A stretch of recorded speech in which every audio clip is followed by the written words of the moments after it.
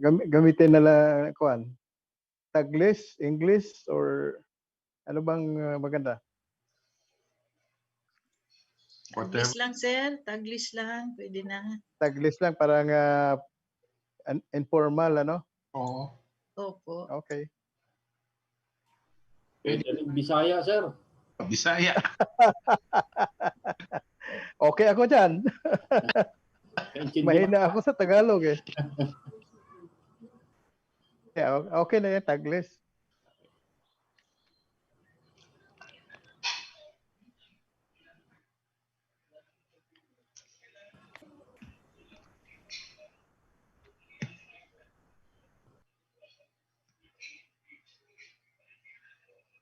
Seven na.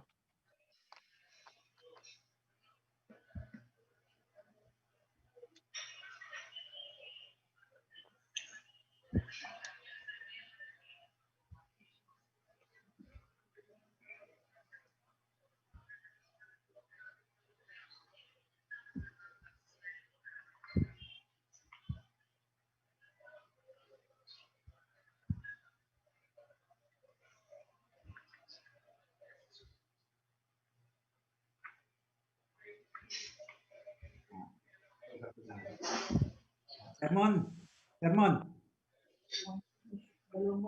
Sir, nandito si Joy. Joy Kinikini. Yeah. Ano? Yeah.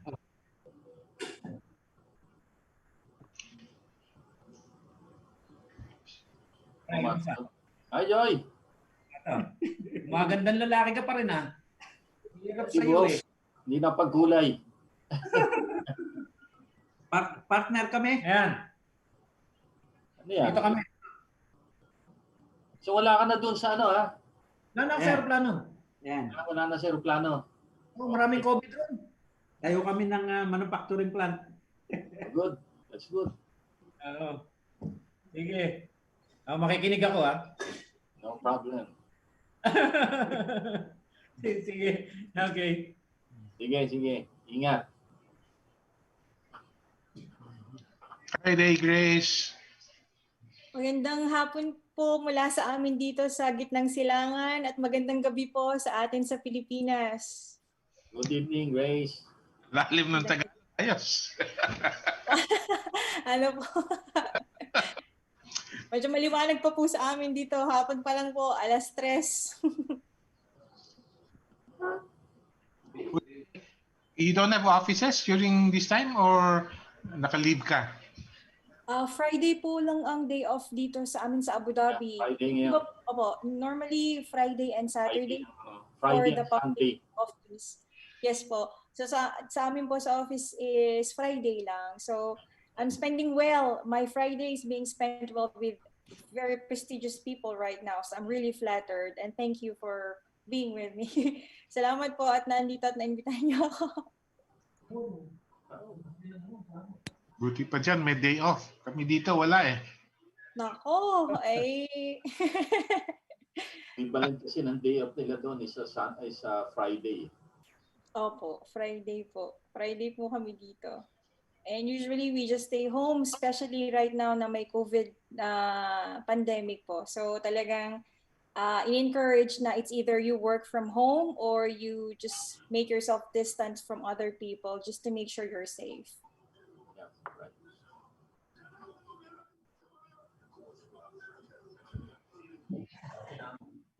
Yeah, right. So, Day Grace, we will be introducing later si Tata.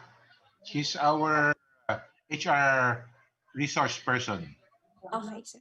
Okay po. Sir Bobby, paano pong flow natin? Kasi parang meron ako dito yung version 2 ng script natin. Ganito rin po ba to? Or how are we gonna do this? We'll go with the flow. We'll do what you did last week. Interchange, talk. Tapos we segue into the different interviews. Nothing. Okay. We do have a couple of PowerPoints. Kasi mag-relate on P. Yes po. Sir, ano to, yung introduction to our Flashpoint episode topic, are you gonna be doing this or you want me to do this? How do you want to start? Change tayo. Okay, sir. Okay. Copy, sir. First.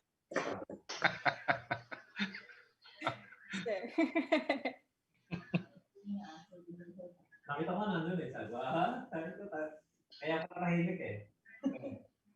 Hinapon mo sa mukha na yung mga aso. Sabi ko, andito yung Saan yung pinaservisan yung yung motor? Dinala niya, binibigyan niya, o kapital? Nag-start ba? Hindi, inano ng kotse. Ang hila? Sir Dindo, magandang gabi, magandang hapon po at magandang gabi. Natatandaan niyo pa po ba ako? Susukin ko nga saan yung motor. Kung ano yan. Sino ang nagsalita? Ako po, Sir Dindo, Day Grace po from Abu Dhabi. Okay. Isa po ako sa ni-interview niyo last nung sa PME, sir. Mag-PPME po sana ako. First interview niyo po ako nung 2018. Aha. Hindi na po ulit kami nagkaroon ng second interview. So kayo po yung last na nag-interview sa amin last. Yung Abu Dhabi group po namin. Umuwi kami from Abu Dhabi to Philippines. Tapos kayo po yung nag-interview sa amin, first interview. Bakit hindi niyo tinuloy yung second? Sir, walang schedule eh. Hindi, tsaka... Walang interview sa 2019. Wala po kaming na-receive na schedule, to be honest. Wala po. Kaya hindi po kami nakapunta. Wala po kami na-receive na schedule for second interview. Ang muscle memory ng gano'n. Kanina, nagkamali pa rin ako. Tanungin mo yung bagong board. Oo nga, sir. Sayang na nakapunta na kayo sa first eh. Sayang. Sayang nga. Sobrang nangihinayang nga po kami. Ang dami namin, sir. Parang ilan ba kami? Mga less than 10 yung first batch. Tapos meron pang second batch kaming umuwi. Less than 10 po yun. Marami po kami galing Abu Dhabi na umuwi para mag-first interview. Naghintay na nga lang din po kami ng second interview kaso wala po kami na-receive na schedule. Hanggang ngayon, nag-pandemic pa. So, hindi namin sila alam kung anong magiging... Pandemic eh. Mahirap mag-travel. Opo, hindi po. Medyo very stringent sila pagdating sa outgoing and incoming dito sa UAE. So, medyo hindi po kami nagbabakasyon. Hindi rin po kami nabibigyan pa ng chance tung umuwi. Kasi may mga procedure silang binibigay, ini-impose. Ang daming procedure nga. Dito sa atin, mayroon din. Pagdating mo rito, ma-quarantine ka rin. Mahirap kayo mag-travel. Oo, sir. Kasi imagine niyo magbakasyon kami, for example, normally I usually have vacation, mga 15 days lang, pauwing Pinas.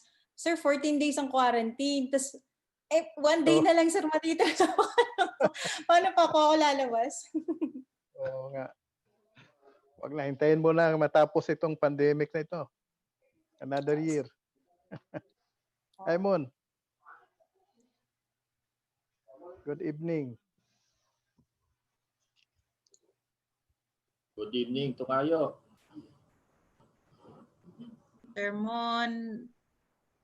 Sermon P. Cornel, naka-mute pa. Naka-mute.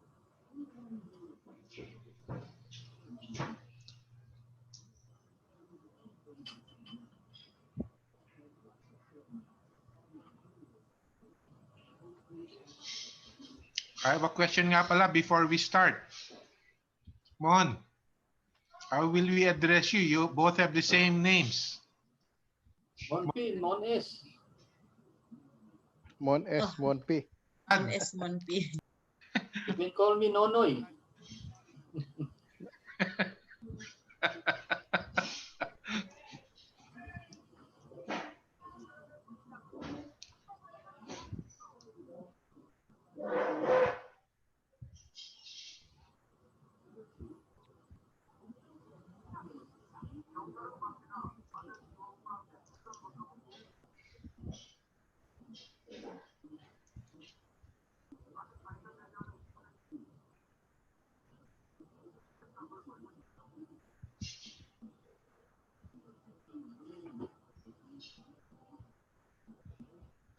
Hi, Bobit. Hi, Mon. I have a fantastic technical backup team here. Grabe. Oh, We're very like an F1 team here. Grabe. Takbuhin na natin. Ha? Hi, Big. Hi, Sir Monpi. Anyway, we moved here to the condo of my daughter dahil sa amin talaga useless. Walang signal. Yan, maganda ngayon. Kayo, Oy, Tokayo. Ba, good evening. Maganda okay yan, ha? signal mo. Oh, mahaba lecture ni Mon No, Ma'am. I'm not in my house, ha? Yeah. Anong lecture? Hindi yan lecture. I just want to share, how do you call it? To prime the pump. Okay. Diba? That's good. With a little presentation. But just to put in record, that presentation, it's a combination of what we got in our training for the executives in our company, no? How to help our subordinates go up, no? So it's really part of the company's materials that I was able to save and I'm using now. No? Good evening, Sir Ramon P. Cornell. Magandang Yes, gabi po. yes, how do I call you? Day Grace? Yes, sir. Day or Day Grace po. Either way, okay lang po. Day. It's easier probably to call me Day. Yes. So, sir, I actually call you out kasi I saw the company that you've been working before, Don Pedro. My dad usually worked with that in Balayan, Batangas po. Just to mention. Nasubo. Meron pong Don Pedro Azucarera sa Balayan, Batangas. I'm from Batangas, purely Batangueña.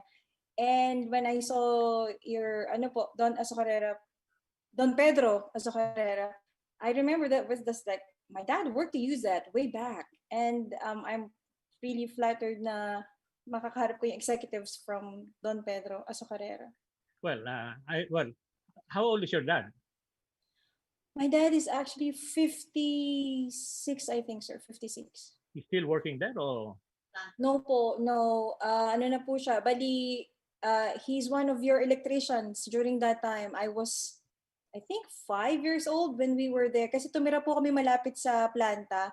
May apartment po doon. Doon po ako nag-aral sa Balayan. So I can see visually, like I can see every day when he go bound sa bus, papunta doon sa Carrera. So natatandaan ko po kasi nung bata ako. He was working there, 10 years po yata siya nag-work doon before he moved to Saudi Arabia for, as an OFW. No, pero I just want to clarify. He worked with us or he worked with Balayan Sugar Center? Balayan. Ang nakalagay po doon is Don Pedro Azucarera sa Balayan, Batangas. Is it the same, sir, or different? But that word Salonga is your married name or? Well, if I'm not mistaken, yung po Don Pedro Azucarera sa Balayan, is it different, sir, or the same? Dalawa yan eh. Sa Balayan, ang may-ari dyan ay si Dolor. Dolor. And in Nasugbu, the owner is Rojas. Oh, I see. Yes po, dalawa yun. Isa yung sa Nasugbu. My dad was in Balayan, and then I think I'm not sure if he moved to Nasugbu, pero very short time before he moves to Saudi Arabia. Okay, anyway, when did he go to Saudi Arabia? 1994, sir. 1994. Tagal na pala. Opo. Tapos bumalik lang po siya ulit nasa 2000, mga 2000 na po. Mga 2000, year 2000 na. Ayan. So, Salonga is your married name or maiden name? Yes, sir. That's married name. My husband's surname, sir. What is your maiden name? Family name? Cabali. Yeah, Cabali. I'm from Cabali po. Cabali. Cabali. Native from Lian, Batangas. Lian. Opo. Mm-hmm. Good. Nice to meet you. Pleasure meeting you, sir. The pleasure is mine. Bing and Bobby, can you hear me well? Yeah, you're coming in, but maybe we can increase your volume a little. Yeah. Or my volume is dropping because of my age? Probably your mic. Okay lang. Dito okay lang. Lang, ha? I have to that is natural. I tend to lower my volume when I talk in front of my wife.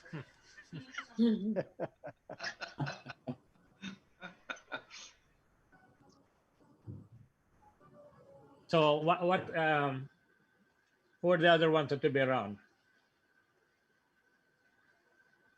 Well, we'll be starting the show with Roger, Day, Grace, and myself. We do some talkies. Later on, see Jeffrey will catch up because he's on another event. Yeah, I read that. I read that. And, then we'll do what we did yesterday during the practice run. Okay. No, so okay. But by the way, see, Day Grace, Yes, sir. is Day Grace? What's her background? Sir, I'm a mechanical engineer, member of one of the board of directors also here in Abu Dhabi. I graduated in Batangas State University, sir. Mm-hmm. Good, good. Currently working as contracts and procurement manager here in military base in the UAE, sir. Mm-hmm. Good, very good, very good. Well, anyway, just for your info, I retired 2011. Oh. Matagal na.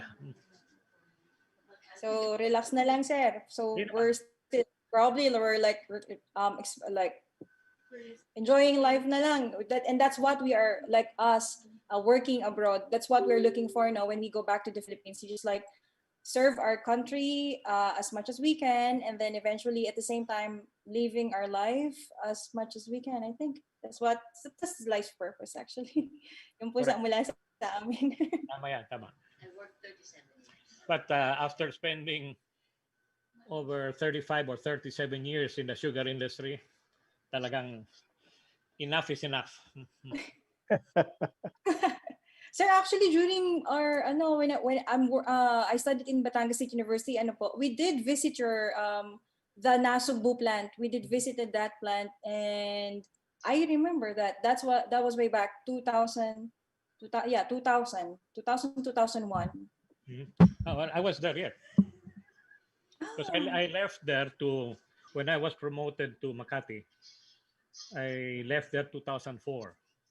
Oh, I see. Wow. So November 2004 to go to Makati because we were turning over with my boss, who was the president, and I was taking over. And I assumed 2005 the presidency.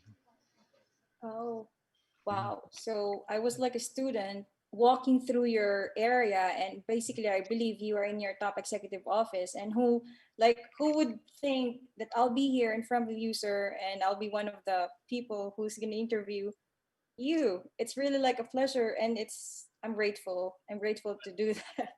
Well, as far as I'm concerned, and Bobit knows this, and my Tocayo Monsolis and Honorable Malasarte knows, for us it's an honor to be given this chance to share. Yan ang importante dito. That's why we're in PSMA, to share. Diba? Yeah, that's right. Yes, Correct, sir. Bobit? Absolutely right.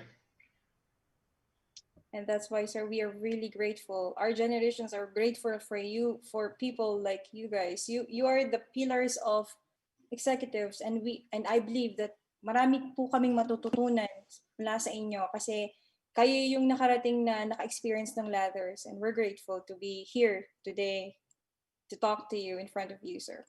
Thank you.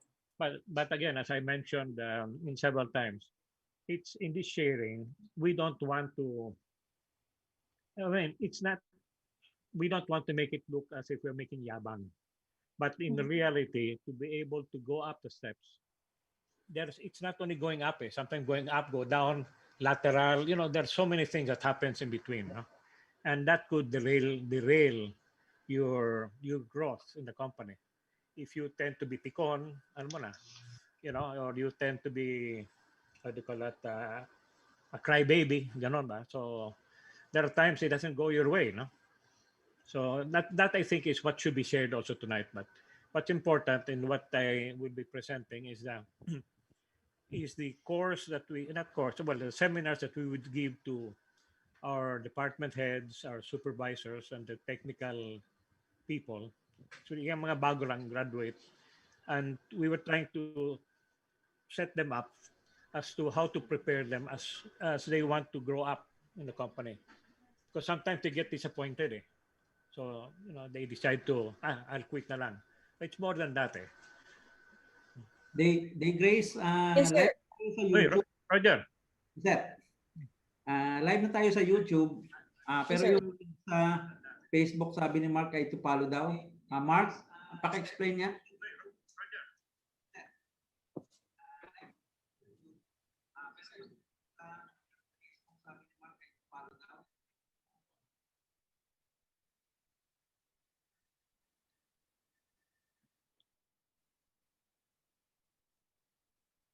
So, pwede na tayo mag-start o hintayin natin yung...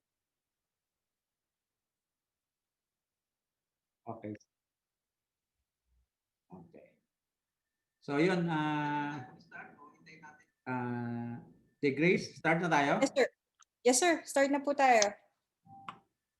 Okay. Sir Bobit, kayo ba mag-start o mag-start ako mag-open? Mag-start ka na. Ah. Go! Alright, magandang gabi po sa inyong lahat sa Pilipinas at magandang hapon mula po sa amin dito sa gitnang silangan. Talaga po namang napakaganda ng topic natin for today's segment of PSME's Public Forum, Flashpoint. I'm really grateful and I'm really honored that we'll have guests from different field that makakatulong sa ating lahat, especially sa ating mga miyembro, para matuto how to climb successfully on the corporate ladder and how to get that promotions that you, me, deserve. Right, Sir Bobit? Yeah, that's right. Day Grace. This is Bobit Mamawal. I will be one of your hosts for this evening. And if you were with us last week, we talked about young engineers starting off their careers. Now it's going to be the other side. We're going to see men, captains of industry who have already gone through the battleground. Nakikita natin yung mga success stories ng our special guests for this evening. Bigatin to, Day Grace. They are literally captains of industry. Yung iba ata, more than captains, no? Generals and commandants and everything else. So it will be a very interesting topic for tonight. Yes, sir. And makasama rin po natin, of course, bukod kay Sir Bobit, si IPP Roger will be with us also to interview and to witness kung ano yung mga special advices na bibigay sa atin ng ating, sabi nga ni Sir Bobit, hindi na kapitan, general na pagdating sa industriya ng kumbaga corporate ladder na kailangan naming akitin, especially sa mga katulad namin na talagang nagsisimula pa lang mataga-aspire in the future to be one of the top management sa mga talagang prominenteng kumpanya. Tama ba, Sir Bobby? Sir Roger? Yeah. Good evening po sa inyong lahat at bigatin ang mga bisita ngayon and hope you learn kahit a little lang, and I'm sure ang equivalent nun isang promotion na pakikinabangan ng inyong mga pamilya. Okay. The Grace. Start na Yes, tayo. sir. So, pakilala ko muna. Sir Bobby, syempre para malaman din naman pakilala ko po muna kayo sa ating mga kamiyembro para malaman nila, isa rin kayo sa mga prominenteng tao na talagang obviously you're on that position that you like corporate ladder ang tinatahak din. Kasi kita natin sa track of history ng ating work po. So I'd like to give me the honor to introduce to you well, you were like technical management trainee. Nag-start si Sir Bobit bilang technical management trainee from the Univer 1980. And then moving up, become, hindi katulad ng sinabi ng isa nating guest, no, hindi naman straight line yan or hindi trend pataas diretso. May mga obstacles na kailangang daanan. So I believe si Sir Bobit maraming mai-share yan later too. So para sa mga katulad natin. So he was a Vice President of Marketing Division, Customer Service Operations at TMP. And then he became a Technical Consultant Corporate Affairs Group din ng TMP. He's an active member of Philippine Society of Mechanical Engineering ng PSME National Board since 2010. Active member BOD since 1981 and the former PSME Manila Host Chapter President year 2015. Respected ME faculty at De La Salle University and UST, and he's an affiliated member with TESDA for the Technical Work Group, PTC, ACBET, DTI, AEMAS, NPAP, and Camping Chairman. ME graduate from LaSalle with Masters in Ateneo. A fellow PSME awardee, Sir Engineer Vitaliano Mamawal III. Oh, thank you for that. I didn't expect to read my resume. Very much. Yes, sir. So moving forward, you want to introduce one of our guests, sir, so we can move forward in discussing what we need to discuss for our members' profile? Okay. I did prepare a few items to introduce our special guests for tonight. I'll see if I can share the screen. On the other hand, you can just do this like what you did. I'll do what you did. First, we are very honored to have with us uh, one of the members of the board of mechanical engineering of PRC. He was able to shape a lot of the policies and help out a lot of our members get their professional licenses. On top of that, he was steering a major corporation engaged in mining.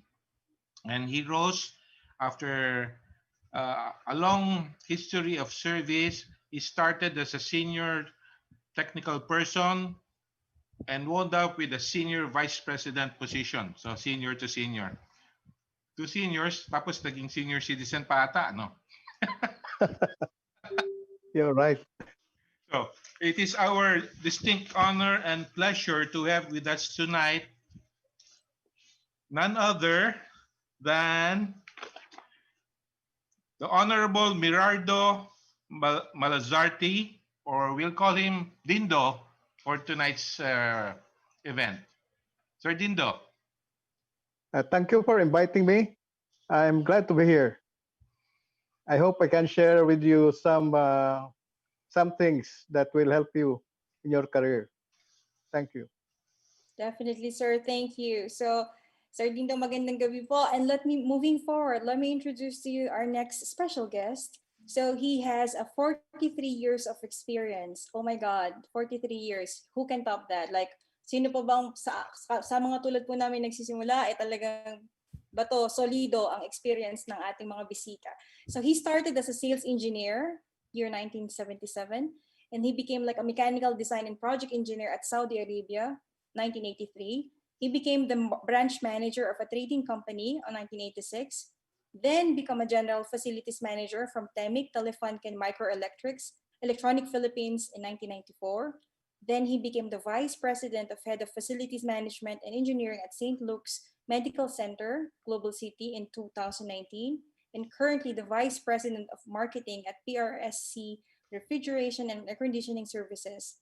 2016 PSME President Emeritus Awardee, and 2015 PSME Don Tobias P. Marcelo Lifetime Achievement Awardee.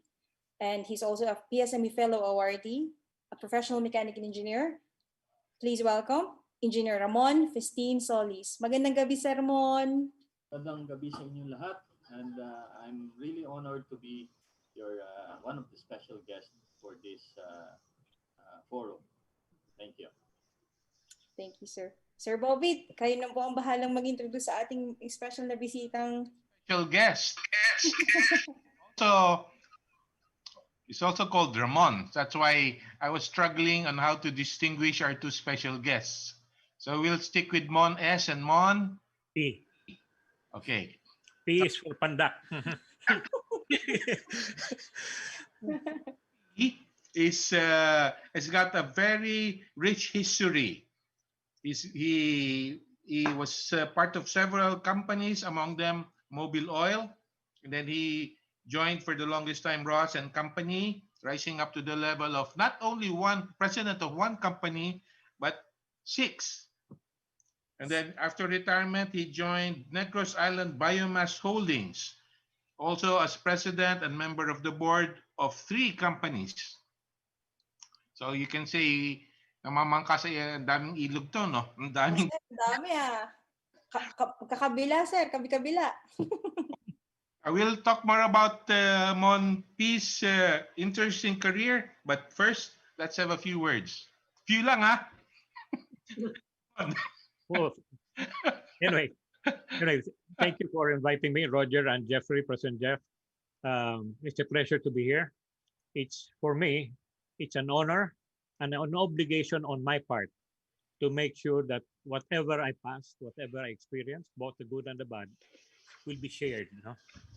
I think we are at this stage in our lives that whatever we have learned, which we might not share in money, we are willing to share in experiences and what we know so that others can make better than us. That's the main objective. We cannot aim for anything higher. Tanda na tayo. But the young ones are coming and the future is all theirs. Thank you, Well Mon. said. We still have a special guest for tonight. I think for the first time, we have a special resource person. She's from, well, she's a practicing practitioner of HR. She's supposed to make sense of what's happening to the careers of many of our members. So we have with us Tata. Is she online already? Hello. Nakamute si ma'am. Hello. Yeah, hi. Sorry. Isang karangalan ng makasama kayong lahat ngayong gabi. Marami pong salamat for inviting me. Thank you, ma'am. So let me just give a short introduction, Sir Bobit, no, para kay Ma'am Salve. So she has more than 10 years of experience in human resources with strong background in the areas of recruitment, training and development, performance management, employer relations, and organizational development. A certified organizational development analyst and a certified learning and development analyst by the Carlton Advanced Management Institute in the USA. Has a diploma in industrial relations from UP Diliman and are working towards her master's degree in industrial relationship. So she was trained under neurosemantic for group coaching and constellation mediation when she had her OJT at POEA. Yes, Ma'am Senibe Salve Dioso. Good evening, ma'am, and pleasure having you in the program today. Maraming salamat. Okay, Sir Bobby, let's start moving forward. What do we have for today? Medyo excited akong makinig sa bawat isa kasi kada isang special guest natin, meron silang specializations na inaantabayanan most likely ng ating mga members. Just like what you said last session, meron tayong newly graduate and top-notchers that are listening to us. Now, it's very, today, maintindihan nila, paano ba kami o paano ba sila makakatungtong or makakaakyat papunta sa promotion sa madideserve nila para makaakyat sa top management, which is very, very important. That's right, Grace. I should mention that your generation really are encountering a lot of challenges.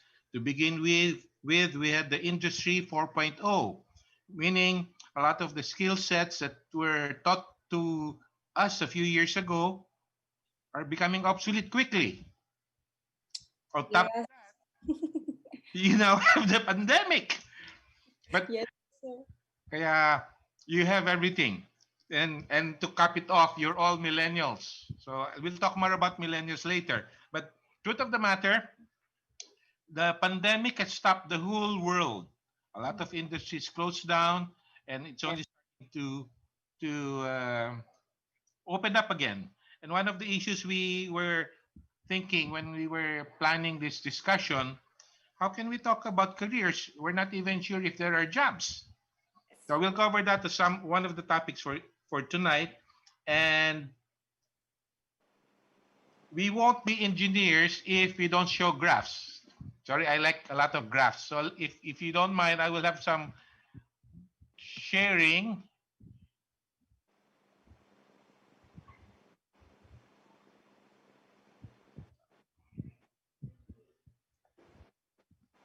Okay.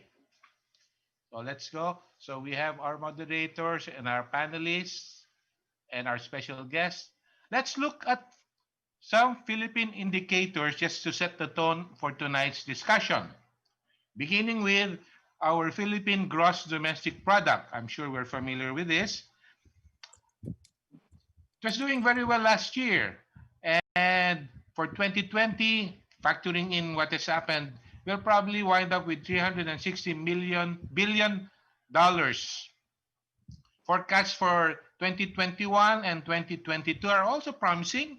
It will go up to as much as $378 billion. So that's a good thing, despite what's happening this year.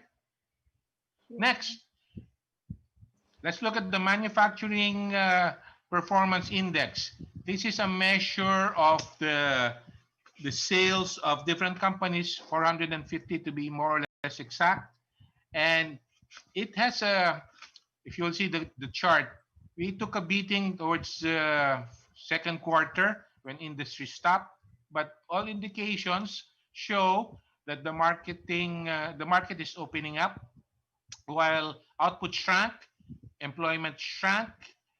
The forecasted market condition is promising, so we'll have better results by next year. This is close to my heart. Total vehicle sales. As the graph shows, we also took a beating this year. We hope to recover by 2024 to what we were in 2019. But you will understand that vehicle sales is an indicator of the growth of the economy. So the more vehicles we sell, that means the stronger our economy is. Now, this is the thing that really worried us, the unemployment rate. It suddenly jumped up. There are a lot of our fellow men who lost their jobs. That's a reality. So far, the services sector is hanging in there, the agricultural sector and industry. Yeah. But again, things should look up better by next year. Now, the grace is something that affects you. The latest news from government shows that 55,000 OFWs have returned because of the pandemic. I'm glad you're still up there. I'm glad we still have a lot of engineers who are working abroad. But this is only short term. I think all government forecasts show that things will return back to normal by next year. So I hope I didn't dampen your enthusiasm.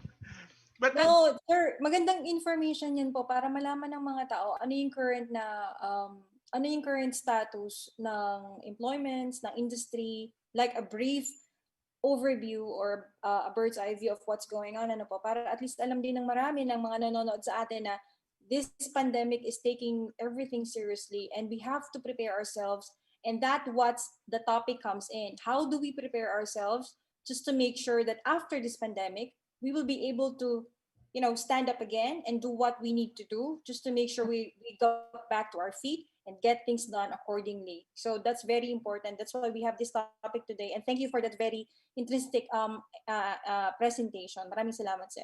Precisely. The Chinese have the same word for crisis and opportunity. So this is a situation, while there is a crisis, it's also an opportunity for PSME. Now is the time to prepare for that promotion. Exactly. That's very timely. Kaya po talagang inaantabayanan malamang ng mga kapwa ko inhinyero at kapwa hindi lang inhinyero. Halos yung topic is for everyone po kasi yung climbing up on the ladder, hindi lang naman po specific for industry. It's for everyone that aspires to be someone and to become someone someday. And we can go back and give back to our community when we reach that level and we reach that age, just like that's like what our guests are doing right now, giving back to the community, and it's very good gestures. So moving on, let's do. Who will be the one? Do we have any presentations today, sir? Who will be the one first to do a presentation just to move forward on them? I think Mon prepared some slides for us. So with your permission, let me screen share. Si Sir Mon P or si Sir Mon S? P. Si Sir Mon P. So si Bobit has the slides that I prepared, no? Okay.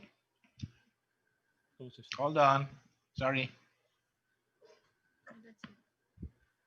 Oh, Tagalog. It has Tagalog, ano, sir?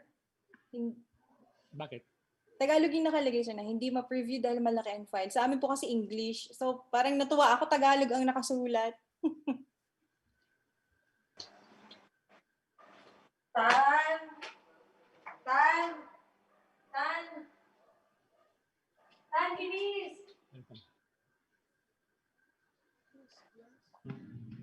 Sorry, ayaw mag-load ah. Hold on. Plus. Paabot ako na lagayan ng charger ko sa bag ni Darwin. Color pink na lagayan.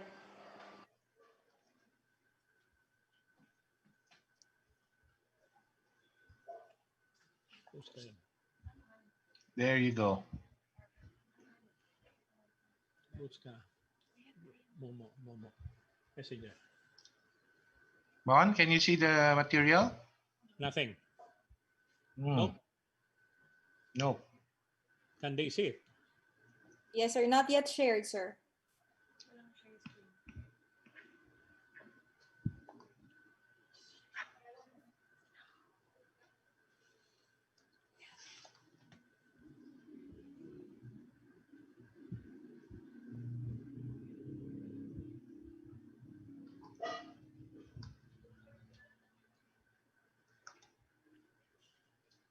I'm having problems. Day Grace, could you? Let me check, sir. Just let me check if I can. Let me download it and let me do it if I can share it with you guys. Please. Just give me a second, sir. The other one should do it.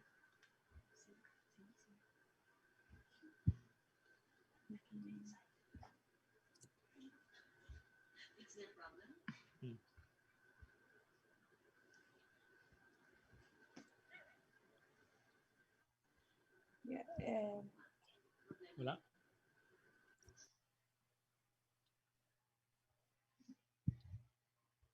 Yeah.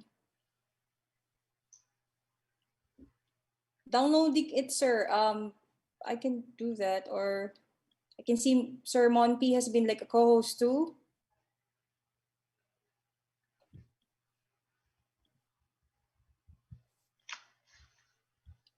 It doesn't open. Okay, Bobby, Miss Yes, Day, sir. Yes, sir. I can. Will I do the slides now? Can you see it? Oh yeah, please go ahead. Yes, sir. If you can, yes, sir. On. I'm having problems on my end. Yes, sir. Yeah. Yan. Yeah. Nandiyan na ba? Yes, sir. Perfect. Yeah, I have a new computer which operates with several hands. I'm not really that. I might be the president, but doesn't mean I'm techie. No? But anyway, let me start by giving an intro to this. No? First of all, let me start for all those who are participating tonight. I find this topic when I was first invited by President Jeff and PP Roger. I found this really very close to my heart, and mainly because of the relevance, what's happening now. No, we're losing our jobs, or jobs should be more difficult, and people will get disappointed. Employees, the young engineers, more especially. So here, I would like to impart some slides that I hope that we as engineers deserve to know what are our strengths and weaknesses, because it doesn't mean you go to a company, you'll be promoted after a number of years. Kung talagang either you're bobo or you are too bright and so yabang, you will not be promoted. No? So anyway, the important thing is we must satisfy our dreams. And what are our dreams? To be a good engineer and a good provider for our families. I think the bottom line is that. No? So we cannot rely on the diplomas we got from school, from seminars we got from the respective offices, or even the PRC certificates. Because at the end of the day, it is you who makes you, not PRC, not the company, but it is you. So the lot of burden that we are faced is the fact that we always blame others if we don't go up. But maybe the problem is with us. So to be successful, I believe that it is a combination of actions that will need to be done by us or the individual. No? And that includes the assessment of your attributes, a deliberate and sustained program to improve yourself. And all these deliberate actions are all within us. Within us. Of course, the company will help, HR will be there to help, your boss will be there. Pero kung ayaw mo talagang to improve, nothing will happen to you. So, so what I present tonight are based on my experiences as an employee and as part of management that was responsible for people to go up within the company. And the deliberations that we will have tonight will hopefully reflect what I, Sir Dindo, and Sir Mon Solis also must have passed with the respective companies. And I am maybe happy or glad that I was supported when I was working in Rojas and Company. I was supported by a very good proactive HR group who had the motto of developing, yeah, I think it was develop employees to be better persons, always ready for the future. So my presentation, as you will see now, involves four parts. One is the hustle culture, and you see the four kinds of intelligent engineer, and finally the smart career. So I will explain one by one. Okay, the hustle culture. Um, I hope we understand what's the meaning of hustle. No? I had a hard time trying to get Tagalog or Cebuano translation for that. In Tagalog, it's pag dali-dali. Or no, that's in Bisaya, Cebuano. In Tagalog, it's pag mamadali. And that, I think, is what I consider a common perception in the office or factory setting, that a person has to be better than the others or better than his peers. And this leads to a very unhealthy environment as everybody is trying to put down their peers. Huh? So it's like a dog eat dog. So it will not help anyone. Now, on the third slide, the hustle culture involves wake up, kiss ass, repeat. Wake up, kick ass, repeat. So in other words, you wake up, to the reality, you realize that you're lagging behind, you start kicking asses to make people move faster if you're a boss, or if you are working with your co-employees, you try to hustle them or tell them to, or try to put them down, and you keep on repeating every day. At the end of the day, this hustle culture becomes toxic. And after so many kicking and backstabbing, if you like, and putting down your potential competitors, your feet start to hurt, and it starts to stink to the point your workplace becomes toxic. And eventually it becomes counterproductive for the hustler himself, not only for the company, but for the person that triggered it in the meantime. So, so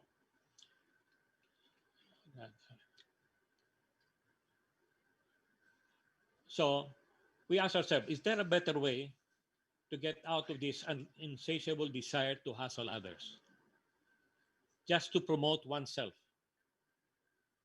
The answer is yes. There is a way. Now, this slide shows use your cocote, coconut in other words, Don Quixote. I use this because based on the novel written by Cervantes, Miguel Cervantes of Spain. This Don Quixote imagined that these windmills were monsters and he had to put them down in order that he would be recognized. The thing is, this was all a vision or a dream that was wrong in the first place. It is instead of fighting your goals or creating what you perceive as a competitor, one should look inward to oneself to see if you have what it takes to be promoted in the first place. Maybe talagang hindi bagay that you should go up.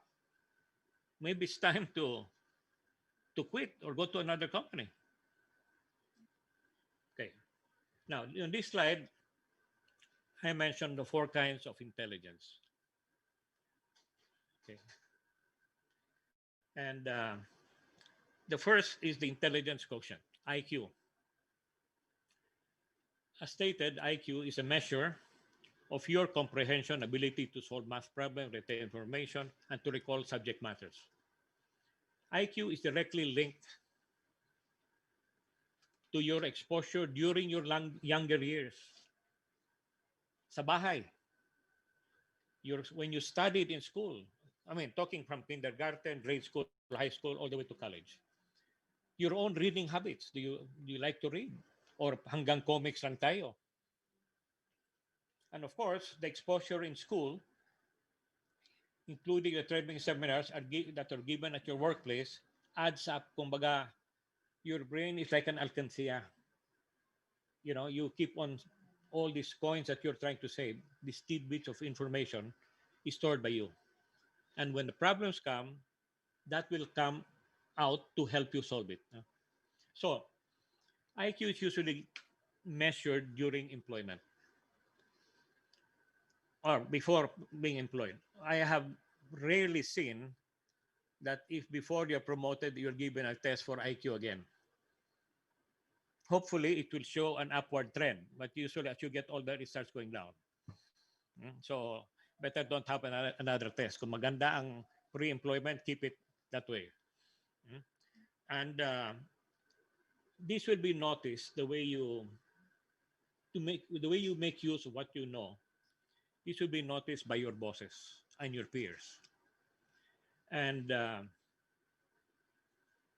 eventually, all of this will be counted when they make your appraisal report, if you knew how to solve problems. So now comes the second quotient, emotional quotient, or EQ. This is a measure of your ability to be at peace with others. Be responsible, be respectful of boundaries, and humble, genuine, and considerate.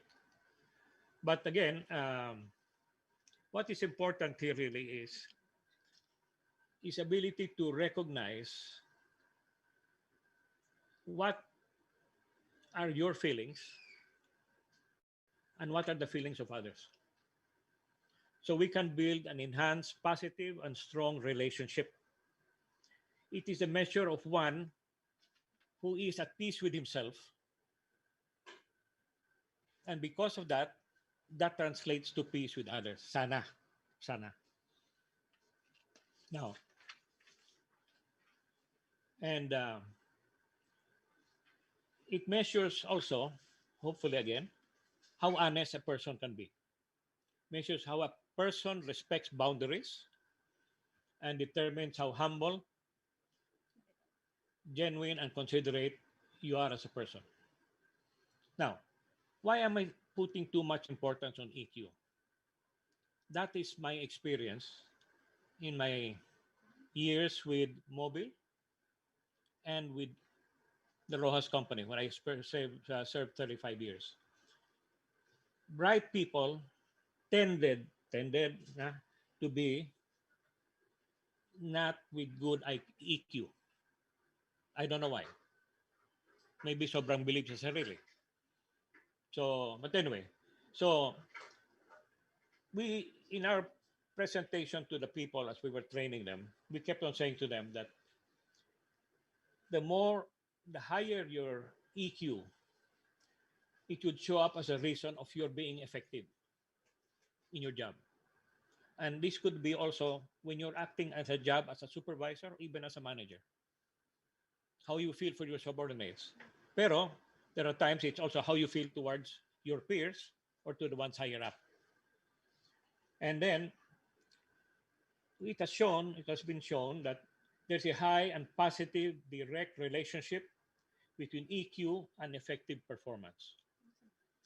Two-thirds abilities essential for effective performance were emotional competencies.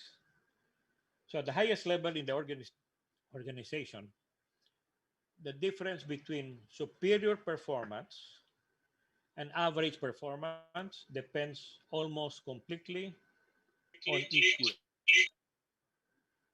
So this would be a good point to discuss later. No?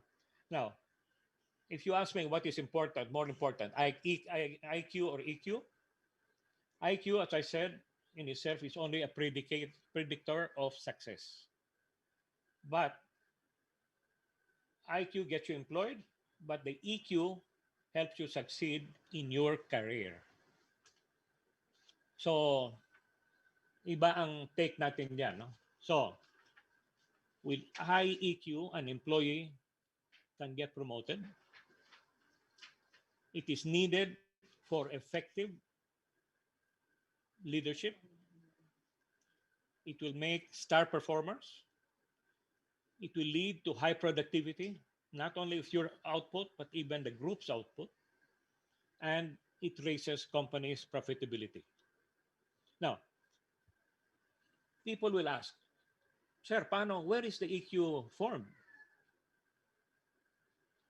How do I study EQ? I believe that the EQ, there's a genetic component, but the nurture, learning, and maturity and age plays a big part. How much is known of each other, I would not know. Pero I learned the hard way that EQ can be learned, can be developed, and can be improved, but always with outside support if you are willing to receive their support. So, before we get out of this topic, I just want to share that, in my opinion, to, to be high in EQ, you need the motivation. You need to have the drive to work and believe that you will succeed. Pero you realize that, mukhang kulang ako. I want to be succeed. So, start developing your EQ. Self-awareness. Do we really understand ourselves? O by nature, we are sobrang believe sa sarili. And if you know your strengths and weaknesses, then you will realize that is how you will appear to others. Sabihin ng boss mo, ay ito si Mr. Picornel, magaling yan, pero sumpungin. No? Or always grumbling, palagi nagreklamo. So those comments can, in a way, stifle your promotion. And self-regulation. Okay, very simple. The ability to control and think before you act. As you are young, you tend to be, very rash. You shoot from the hip. But the funny thing I've learned in life, you are rash when you're young. When you're getting older, mature, you tend to know how to control better. But when you get old, like me now, nawala yung self-regulation. No? So, but anyway, I will not talk about that because I'm retired. And then the social awareness or empathy, how well you understand other people's viewpoints. And finally, the social skills, communicating and relating to others. Now we come to the third.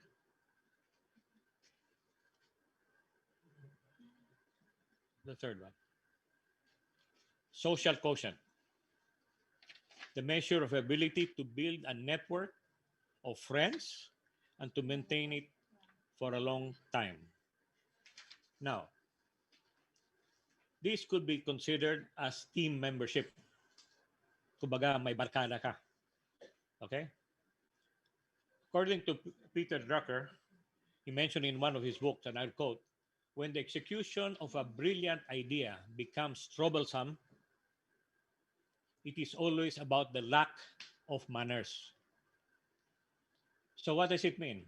It is important for us as engineers to have, who have lots of technical strength, but we tend to need to balance with being a good team player.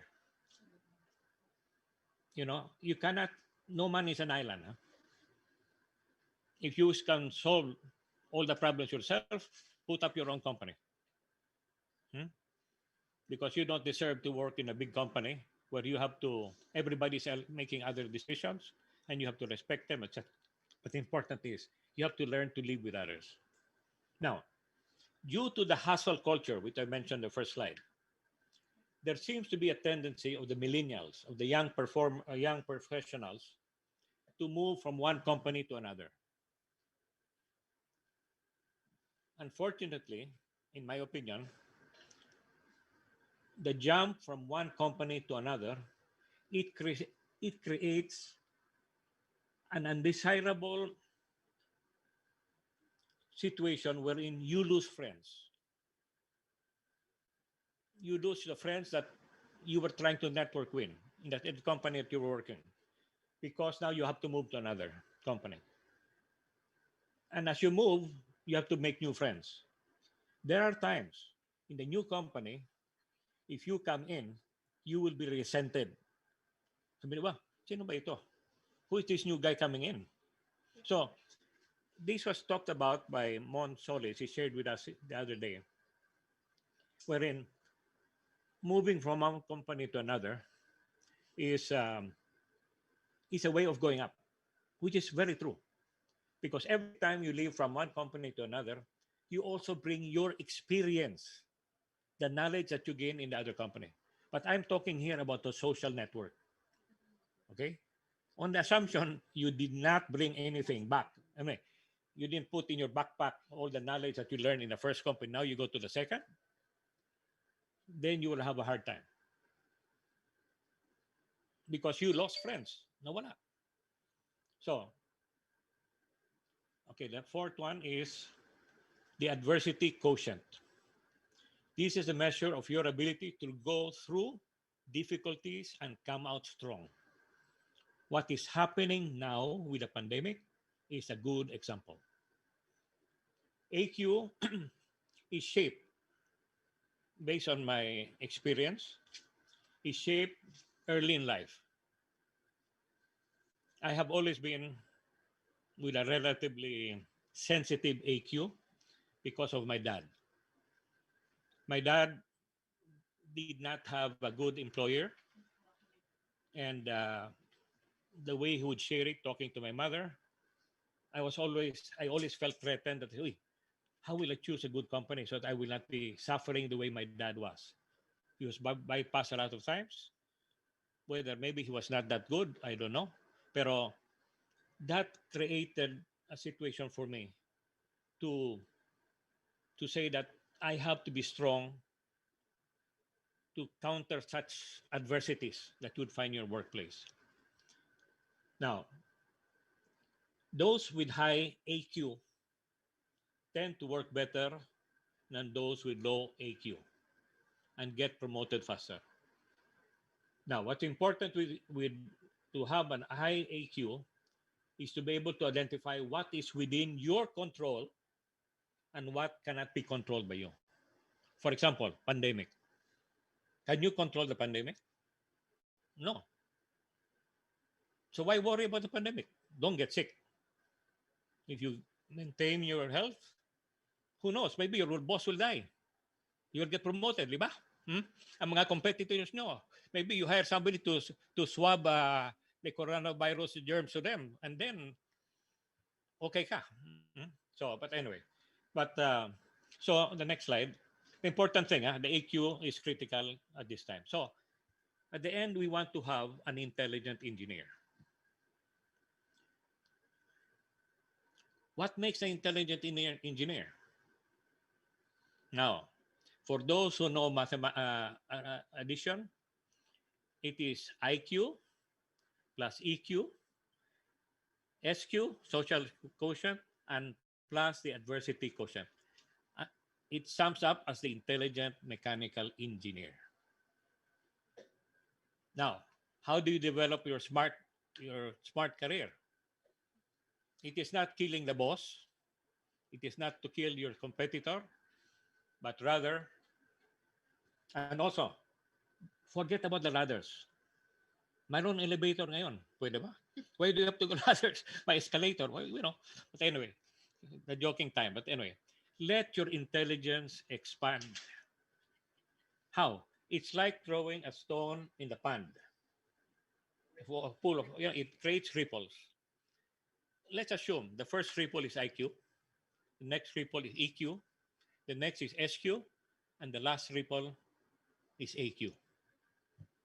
That is the best way I could summarize. Again, I am not an HR expert, but that's how I would like to summarize that as your intelligence expands like a ripple, make it sure that you know you should never stay still. You haven't seen a ripple, the IQ ripple, for example, you throw a stone, the first ripple, it will stop in between. Hindi, tuloy yan. EQ, tuloy yan, you know.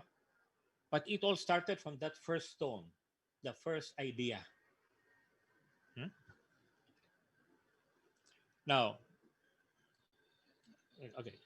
So this is closing time. In a career spanning 30, 40, 50 years, we move from one role to another, from one organization to another. But before you make the next move, ask yourselves these questions. One, what are my strengths? Number two, how do I work best? Number three, what are my values? In reality, pagdating dito sa values, tingnan mo ang values sa PSME.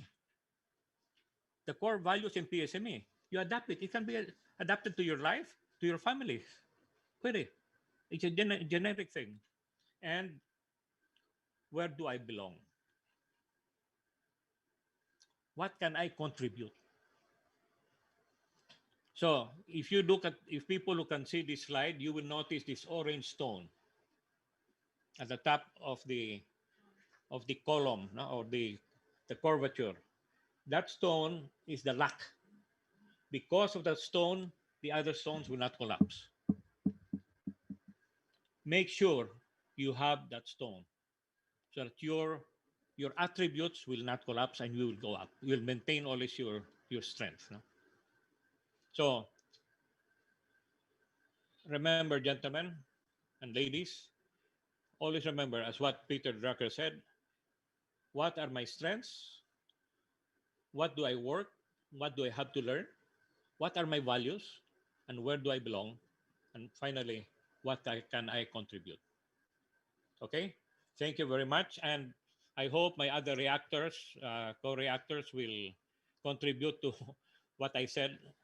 I don't want to sound like a teacher, pero that, to all of you there, that is part of my experience. So, thank you.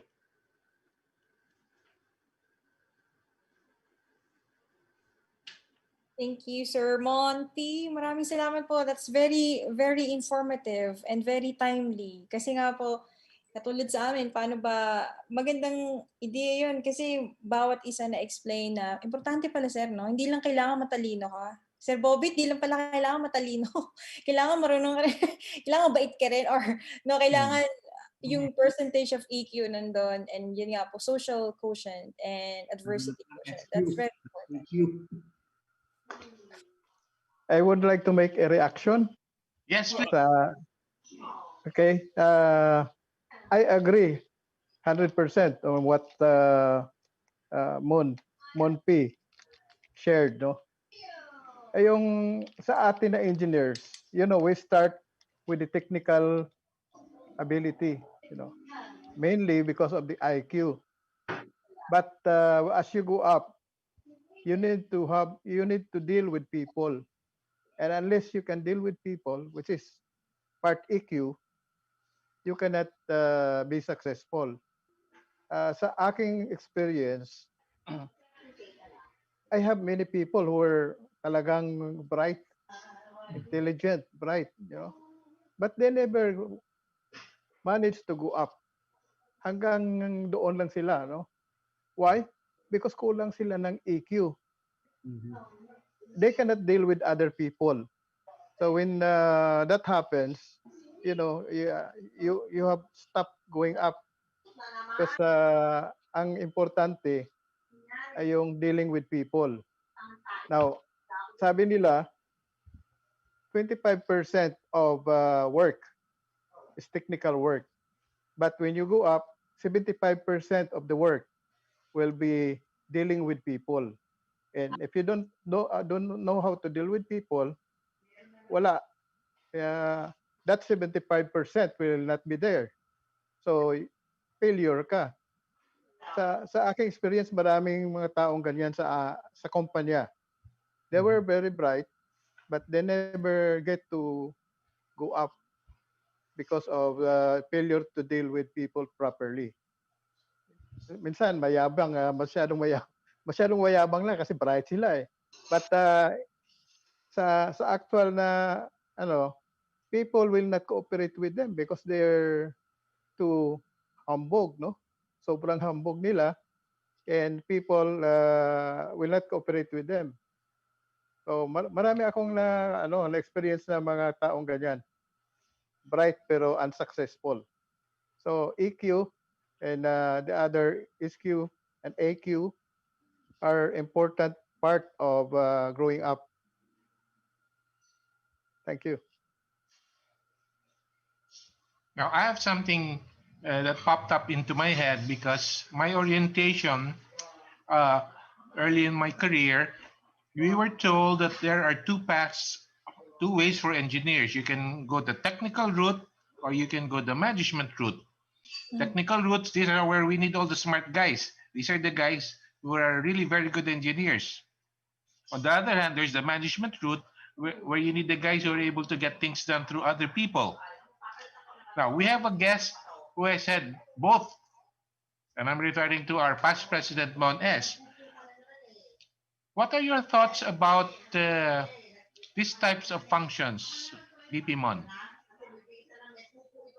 Start to what, Bobby? Well, you've had a very interesting career. You work both in technical as well as in management functions, rising all the way up to vice president, both in marketing, which is non-technical, as well as a technical VP function. So, what career should a young engineer fresh out of college go for? Well, in my talking about my experience, no, actually, my dream really is not a mechanical engineer. I want to be a doctor, but because of financial constraints, that did not happen. So I was forced to enter in a school studying mechanical engineer, which I well out of recommendation from my cousin who's already enrolled in that school. He told me you can enroll to any other courses, no? So he told me mechanical engineering is still open. So I tried mechanical engineering. So until I reached the point na I enjoyed studying BSME and eventually learned to love the course. So yun nga no, medyo if you look into my career path, I started as in marketing, then went back to ended up in, well, after passing the board examination, eventually I went already going to facilities engineering, practicing my course. Then that's the reason why uh, really, no, even to the point na sometimes yung ups and downs ng career mo, as mentioned earlier by may tokayo, ando doon parati yon, the bad times and the good times. But again, yung ang working against adversities and able to overcome them, that's the very important thing for an employee. So yun, later on, if I have to present something very short regarding the career profile which I experienced, makikita nyo doon kung paano tayo nag-move. And basically, I had an explanation with that.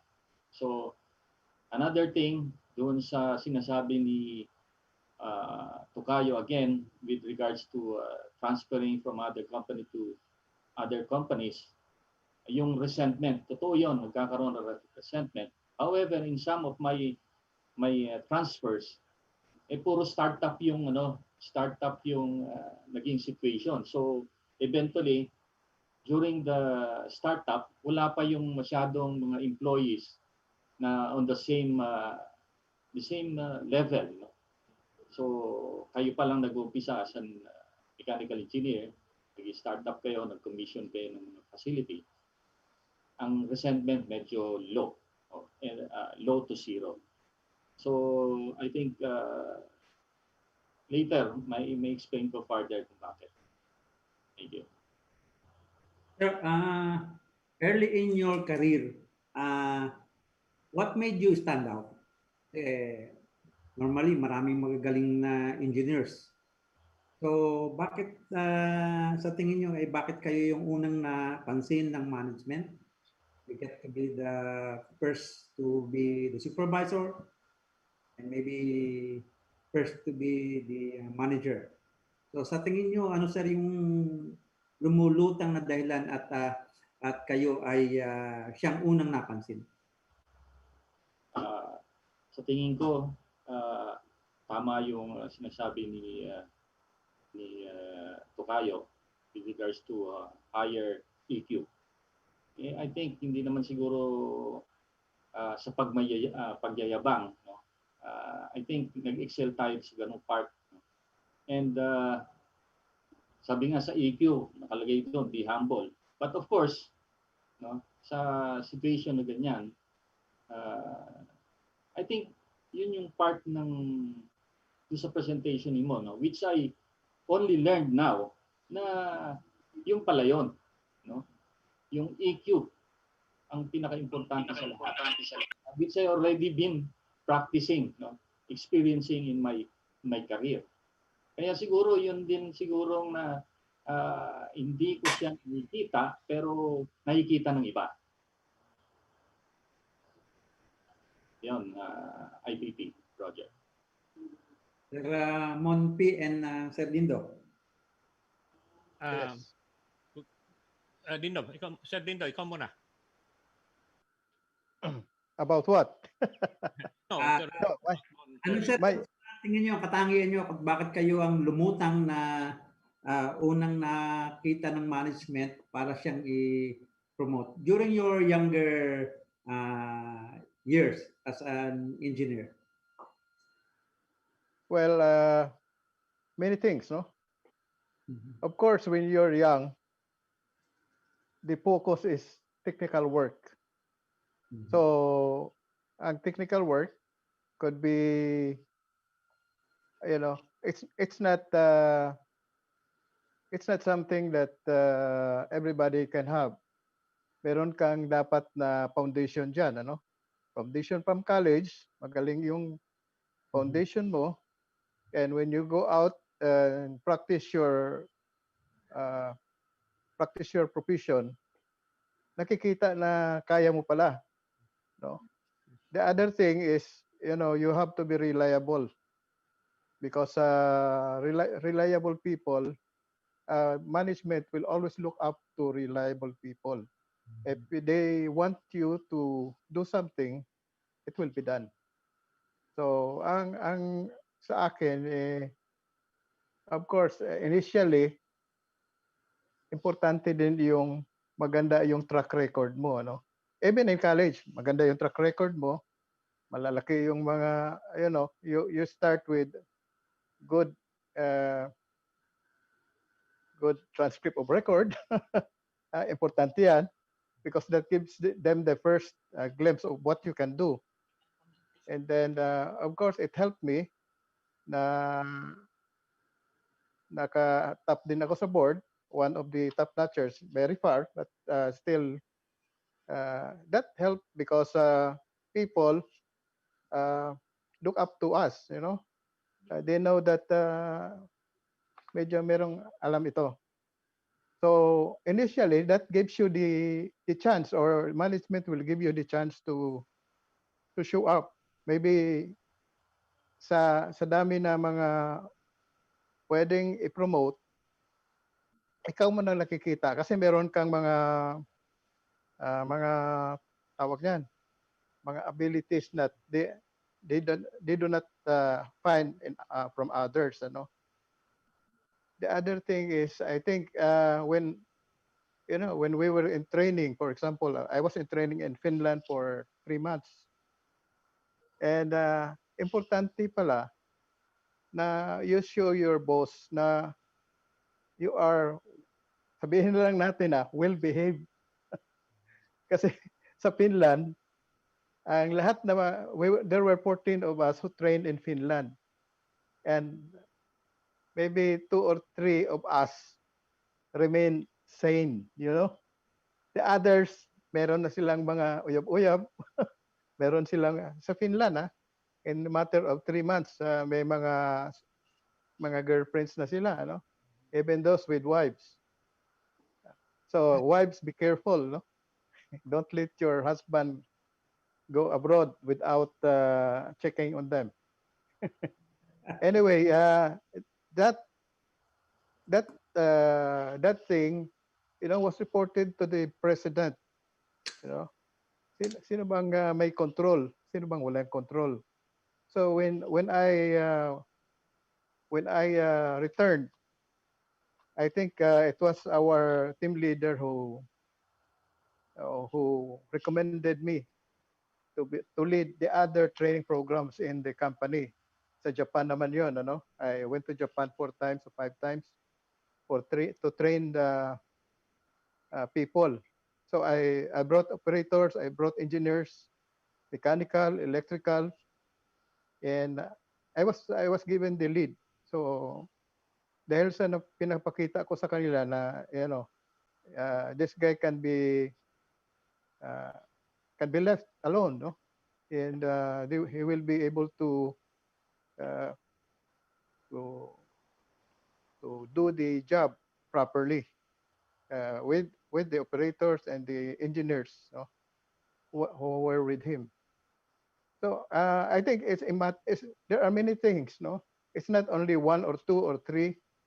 There are many things that would probably, yes, make you uh, important to the management. So, but these things, it might not be obvious to you, but management will see that, and they will make sure that you'll get the proper position because of that. Well, that's very interesting. Thank you, Sir Dindo. Tama yun, Sir, no? When you are trusted by your boss, then he can, for small little things, if you can be trusted with small little things, you can be trusted with big things. That's what I've learned from my boss too. So since sa inyo po, pagkatiwalaan ng behave tayo, so ibig sabihin sa ibang bagay, makapagkatiwalaan kasi behave pa rin. Sir Monty, kayo po, sir. Same question. How you, what's your thought about it? No, okay. Talking about being hired, um, the the experience I had was from one company to another, wherein I was recommended by my former boss in Mobile to my to the to his classmate who was staying in Rojas and Company, and he said, Mr. P. Cornell here would be good if you want to get an assistant for you. So out of the blue, I get a letter saying that a certain person will be coming over to Cebu to interview me. No? So in other words, I started with a good referral. And what was the good referral? The comment was, oh, he says, Mr. P. Cornell has good work habits. So for a company that is relatively old-fashioned, that was very llamado. No? Wow, who is this person that has good habits? So what was a comment of my previous boss? He said, oh, Mr. P. Cornell tends to work every day of the month, which was true, no? Because I was staying in Cotabato. I had no family. So every day I was working. I didn't mind because that kept me busy. I didn't know that that was being lagged by my boss. And of course, when I don't know if you know how these American companies are, when they visit, I had my bosses coming over every 3 or 6 months to the territory. That was Cotabato, no? South Cotabato, all the way to Lanao. And by land, no, we would go I had a Volkswagen, and we would be visiting service stations, companies, lumber companies, plywood factories. And part of that also was we had to visit government offices. So my boss, for example, I would be driving. He would say, "What town are we in?" So I will say, "Oh, we are in Marbel, Cotabato, South Cotabato." No? So he says, "Oh, who is the mayor here?" So Mayor X. So out of the blue, he'll say, "I want to see Mayor X." Okay. So part of being a representative of Mobile, it was incumbent upon us to know all mayors, vice mayors, and the members of the councils of all towns that was under the territory. So I had three provinces: South Cotabato, North Cotabato, Lanao del Sur, Lanao del Norte, and Davao del Sur. So I had to spend most of my time moving out, and that came to a point wherein that became the biggest selling point of my person to the new boss. So he was saying, "Oh, you don't mind working long hours?" And I said, "No, even long days if you want, or long years." I didn't know at that time that I was going to join a sugar company. And in a sugar central, there are no days off. You work from Monday to Sunday. There is no whole week, no Good Friday, no Good Easter. It's no Christmas, no New Year. You are working every day. Now, I joined already. When I was already in Asubu, and we were hiring the new engineers, I'm talking about the 2000s na. All the new engineers would complain, bakit wala kaming day off? Paano kami mag-gimmick? Paano ang aming mga girlfriend? Of course, the comment was, that's the way we are. You knew it from the very beginning.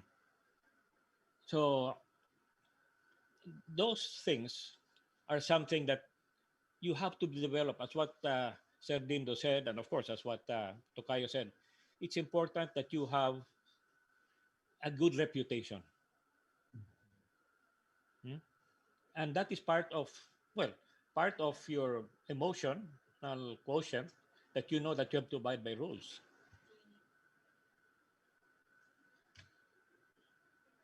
Go ahead, Bobby. Okay, thank you for your sharing.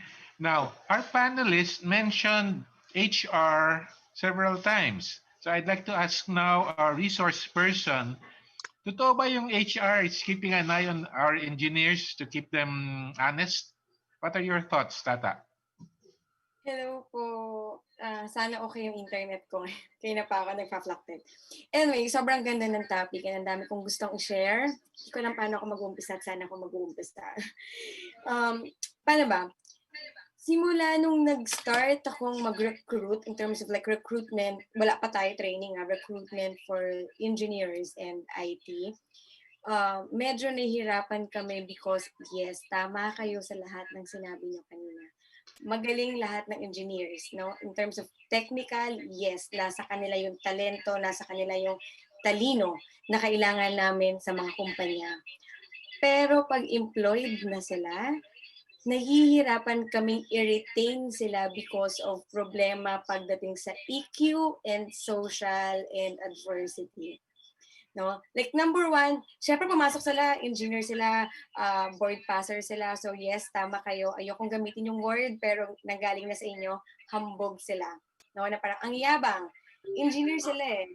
So pagpasok, no? Mayabang pala engineers. Totoo eh. Na parang pagpasok ko parang, ang yabang, engineer ako eh. Pasado ako. Board passer ako and all, no? Pero hindi mo alam, pagpasok mo, hindi yun yung kailangan mo lang dala-dala. Hindi lang yun yung kailangan mo dala-dala. Ano pa yung kailangan mo dala-dala? Marunong ka dapat makisama sa tao mo. Kasi yes, tama ka, ikaw yung mag-head ng project. Pero tatandaan mo, lahat ng tao mo sa ilalim, ito yung mga blue collar natin, ito yung mga laborer natin. Ito yung mga mas matatanda pa sa'yo. Yes, graduate ka, yes, board passer ka, pero yung tao mo sa ilalim, ito yung mga kasing edad ng tatay mo, kasing edad ng tito mo. So, kailangan marunong kang makisama sa kanila, paano mo sila uutusan, at paano ka mag-disseminate na information from management pababa nang hindi nararamdaman ng mga taong to na boss ka, pero hindi ka super boss, hindi ka bossy. No? Doon kami nagkakaroon ng problema before sa mga previous companies ko na ang galing ng engineer na kuha natin kasama sa top 10, top 20, galing sa top universities. Pero nirereklamo ng mga staff kasi hindi marunong makisama at hindi marunong maging boss. No? And pagdating doon sa sinasabi kanina ni Sir Monty, pagdating sa adversity, ito yung binigyan mo ng problema, challenges, no? Ang laki ng problema sa project, pero hindi alam paano lulusutan at paano gagawa ng solution yung project. Basta pumasok siya lang, alam niya, dala niya yung diploma niya and board passer siya, yun na yun. No? So, kadalasan, doon ako pumapasok pagdating sa training and development kasi kailangan mo pa silang i-train, kailangan mo pa silang turuan, ayusin na hindi lang yun yung trabaho mo para maging successful ka. Pinaka-importante is EQ and social. And kailangan magaling ka din paano humarap sa problema and paano mo hahawakan yung projects mo. Yun po. Ang dami ko pang gustong i-share, pero yun muna. Thank you. Thank you, Ma'am Salve, which is, totoo po yan. Totoo po. Example din po kahit dito sa amin sa Middle East, ano po, kasama din po talaga yan. Importante ang EQ at social and yun nga pong adversity. Kasi iba-ibang lahi, iba-ibang ugali, iba-iba ang kultura. So talagang kailangan mabalanse mo kung paano mo sila, katulad na sinabi mo sa, paano mo i-instruct and they will follow whatever we have to tell them to do. Especially ako po ay babae. So sabihin na natin talaga po dito sa Middle East, ang mga babae ay pag engineer, ang alam nila lalaki lang. So pagka babae, katulad ng sa field, ako po yung mechanical engineer pa. So sila, hindi po masyadong tanggap na talagang babae pa lang engineer. So medyo challenging. However, as much as we wanted to, yun po na-increase yung emotional quotient natin at an adversity quotient natin para at least malaman nila, mag-gain mo yung respect nila at matuto silang isundin kung ano man yung kailangang instruction, which is what we're doing right now here. And very important po, hindi lang talaga dapat IQ, it's very important to have the EQ and the adversity and yung social and networking. So maraming salamat, Ma'am Salve. Thank you po. Sir Bobby. So meron tayong tanong from Facebook which is related. I'm sure siguro ito mga supervisor ang isa ay from Chunik Tato and other is Ray Balmaceda. Magka-related naman yung kanilang yung tanong. bilang supervisor, dahil kailangan ay magaling sa EQ, ay paano daw re-resolve yung mga conflict sa workplace and then even sa handling ng politics. Experience ko rin yan. First time akong na-employed humawa ka agad ng I think 19 person. Imagine from having no experience being the boss of 19 person, bigla kang sasalang sa ganyan. So, mahalaga na may papakita na you know how to resolve conflict. So how did you handle daw itong politics at saka handling ng conflict? Any of our panelists want to answer that? Para sa akin, when you start, actually, kahit na engineer ka, wala kang alam. No? Wala kang alam. Yung mga tao mo, maraming alam. Matagal na sila dyan 10 years, 20 years. You know, they can teach you many things. No? So, Yes. ang ano ko is, first, you know, you need to respect the dignity of labor. Always. Don't put them down. Dahil sila rin ang tutulong sa inyo We were installing a diesel generator, 11.25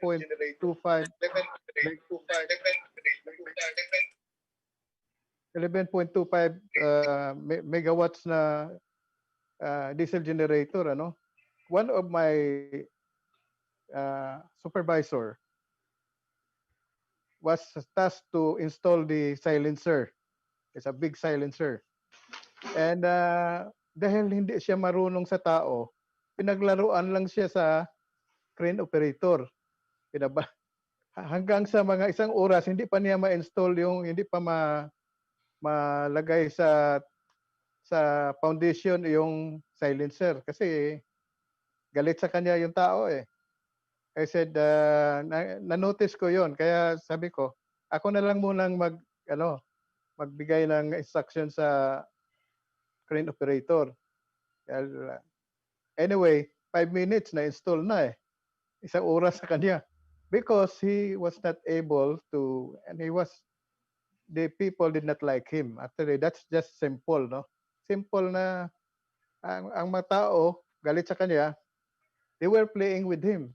He does not know how to deal with people. So, yun ang failure niya, no? You have to always, I think, very important sa success mo as an engineer, to always respect people, especially those who are below you, who are under you. Kasi you get your result from them. Kung hindi sila mag-ooperate sa iyo, wala kang result. At maging failure ka rin as supervisor, So it's good to always make sure na you respect them, and in turn they will respect you also, because they know that you are kind to them, or you do not put them down. Yeah. Magandang yun, Rep. Maganda yung naikwento niyo yun. Nire-relate ko rin sa experience ko habang nagkukwento kayo. I think one of my first sa isang company, first time na sinama ko ng isang magaling na foreman, ay challenge ka agad ako. I think second day ko pa lang sa work ay biglang technically sa halip na sabihin sa akin kung paano yung solution ay akong tinatanong kung ano daw ang solution ko. Yan.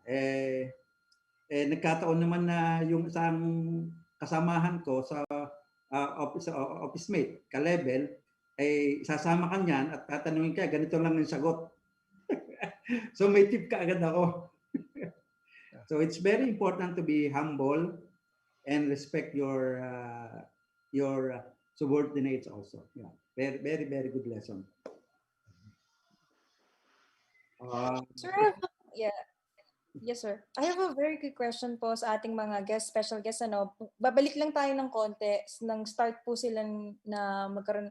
Paano po ninyo pinili yung first job ninyo as mechanical engineer? Sa mga, sa ating mga sermon S, paano po nyo pinili yung first job ninyo or sa ating special guest? Kasi nai-intrigue po kami. Kasi sa aming pong batch before, ang mga trabahong available is more of manufacturing nung pagka-graduate namin.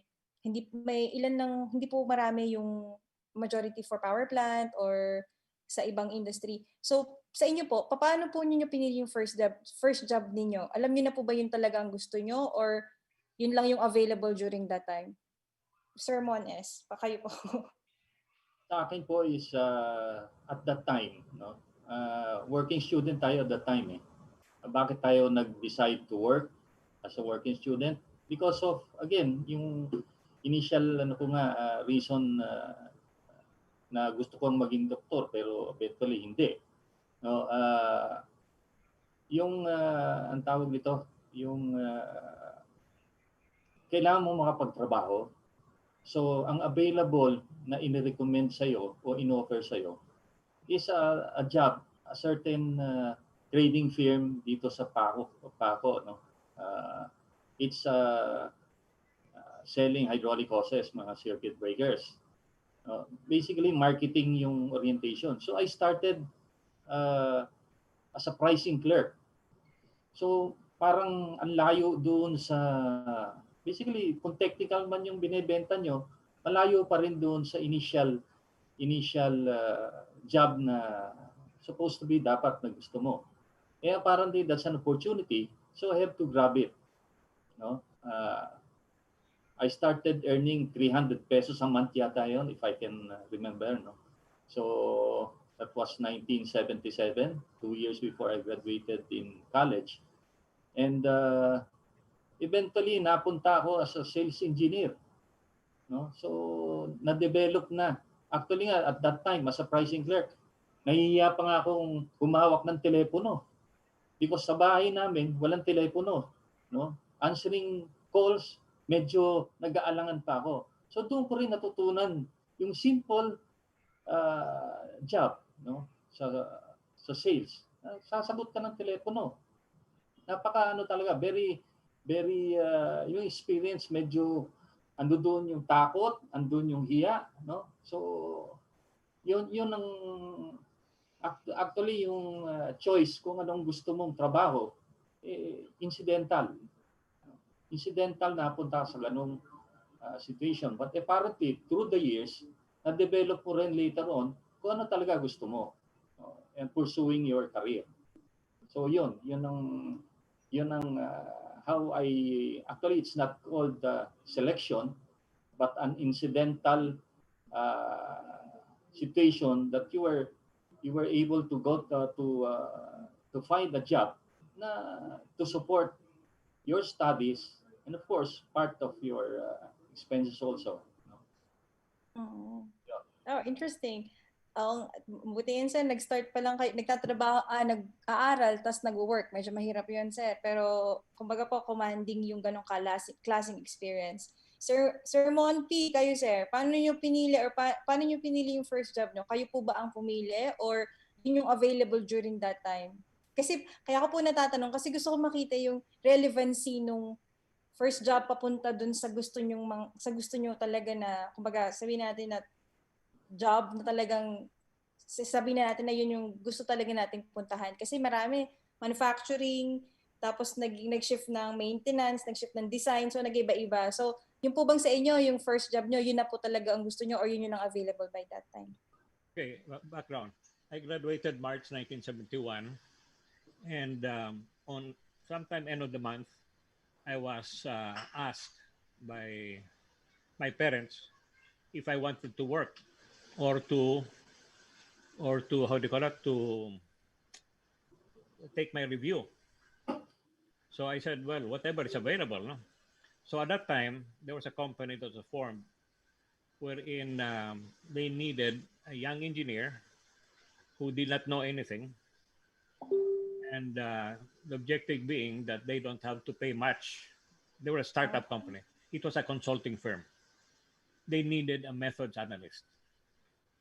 Okay, so I came in, and of course, I was assigned to Pan Oriental Match, and then I was assigned to William Lyons in Cebu to make, you know, time and motion studies, etc., looking how they're doing certain processes, and uh, and I was told to make a manual of, for example, if a ship comes, if a ship, William Lyons comes with a problem, let's say a broken winch for the cargo handling. Since I observed how they were doing it, I came up with a manual of problems and how long it would take to repair. Kumbaga, if a ship comes in port with a damaged winch, the captain can easily tell the owners that I need 5 hours for repair or 1 week to repair, whatever. So that's how I learned first the things of how to estimate repairs and all. But but again, I did not. And as we were talking the other day with Sir Mon and with Sir Dindo, was the talk about did I have in my mind that I wanted to specialize in the factory or specialize in management or specialize in design, for example. At that time, wala ako. It was totally zero. I wanted just to take the review. So, but anyway, there's this chance. Why not? No?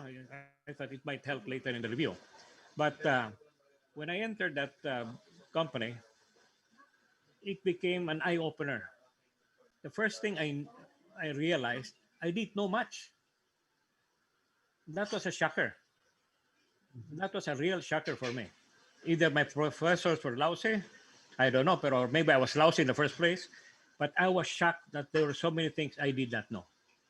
So part of that stay involved learning again, learning about how the shaper works, the welding, etc. So I had to really know more on the intricacies, but it was more for estimating, no? Whether the guy did a good job or not, that was not my responsibility. Mine was time and motion. But then, of course, I coordinate with the supervisor of the company, no, to find out kung tama bang ang trabaho. But anyway, the bottom line was, I used that as a springboard. And I remember I told my dad, Dad, I don't know anything.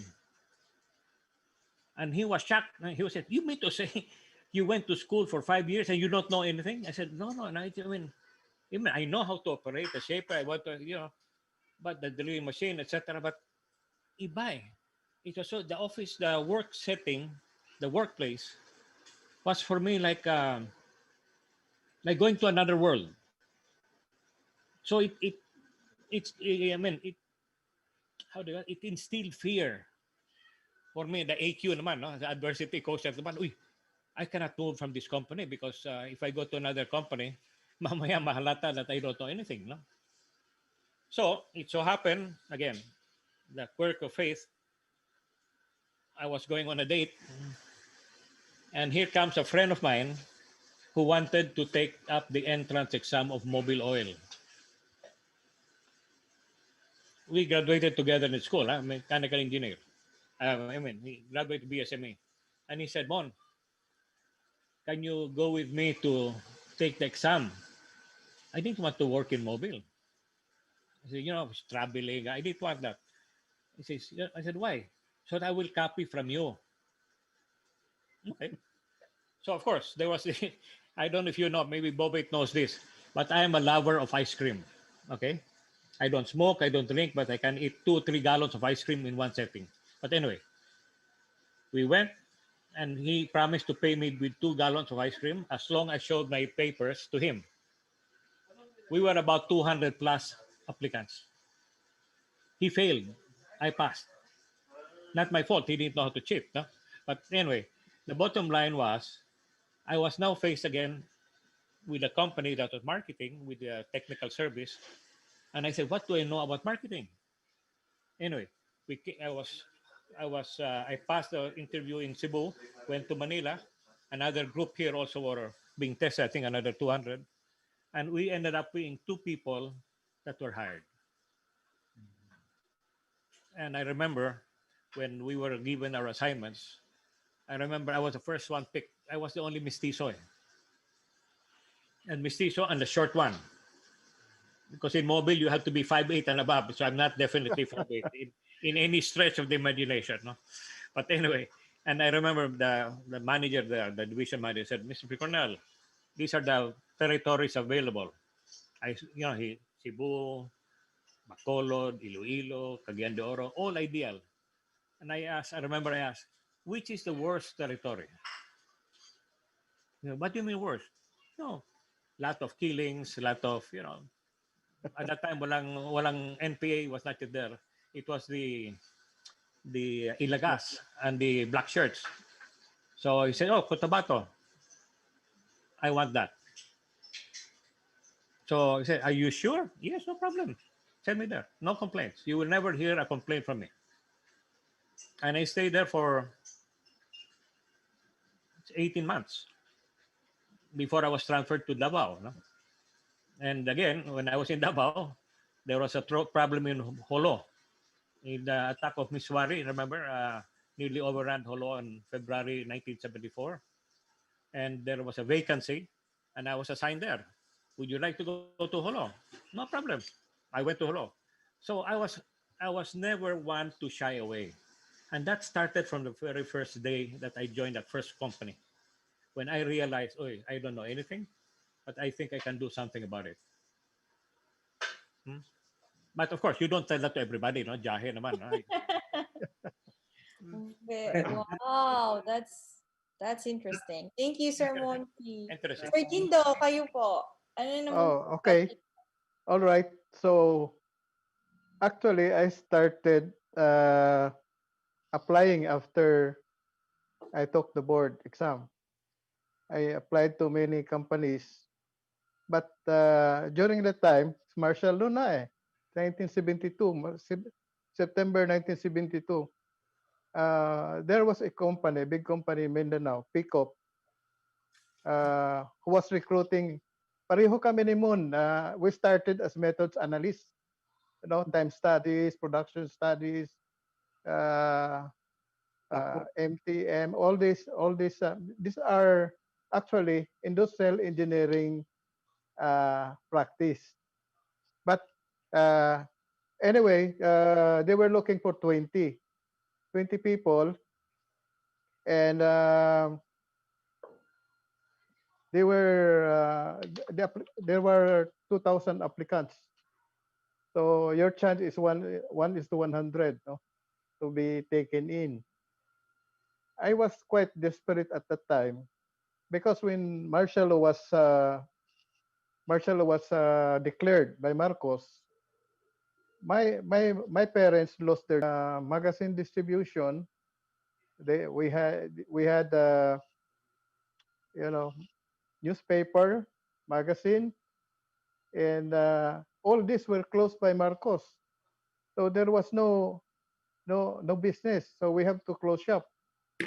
So I was desperate to have a job so that I can help my parents. So in September, I think I applied when martial law was declared. I was interviewed, and I know it was an IE uh, work. It was industrial engineering work. It was explained to us like that.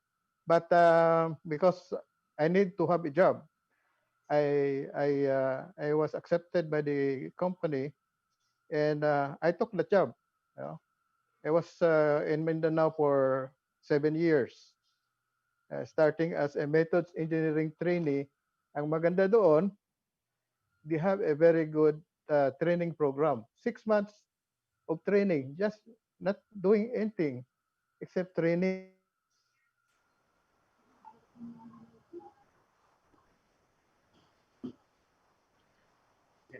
Oh, I lost the signal. Yeah. Yeah. Ara. Okay. He lost the signal. Naalala ko, sir, Companies. hapon yung usapan natin about being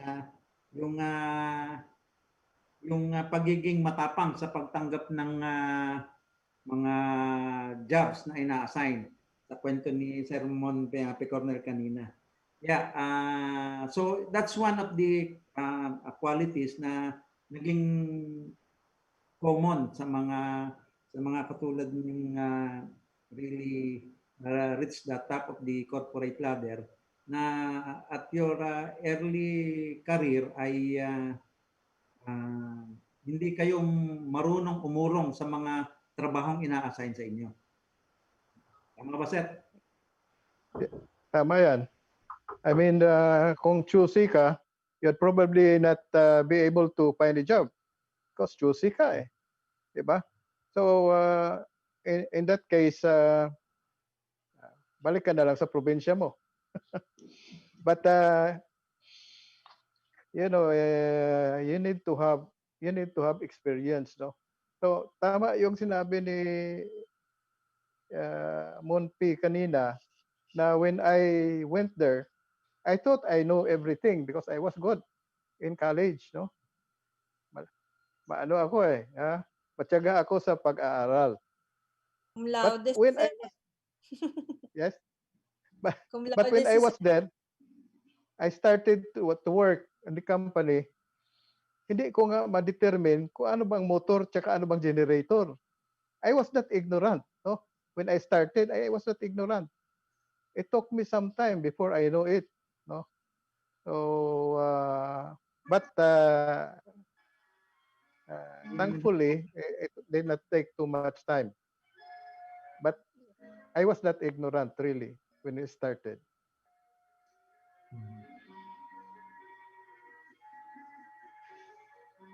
They Grace. Yes, sir. I just wanted to add, like what Sir Dindo said. He took the board exam first, no? Then he looked for a job. He needed that job. Like in my case, I had to make a a decision. No? Take the review, take the exam, and then look for a job. No? So my decision was, at that time, I'll be frank about it, I decided to work and without review, take the board. I was conditioned. I took it again, the remaining things. So I passed. But anyway, the important thing here really is when I said that a person that wants to look for work, he's willing to do anything, accept anything. Because at a young age, I finished school at 20. So theoretically, I could not get my board exam. I could not take the board, no?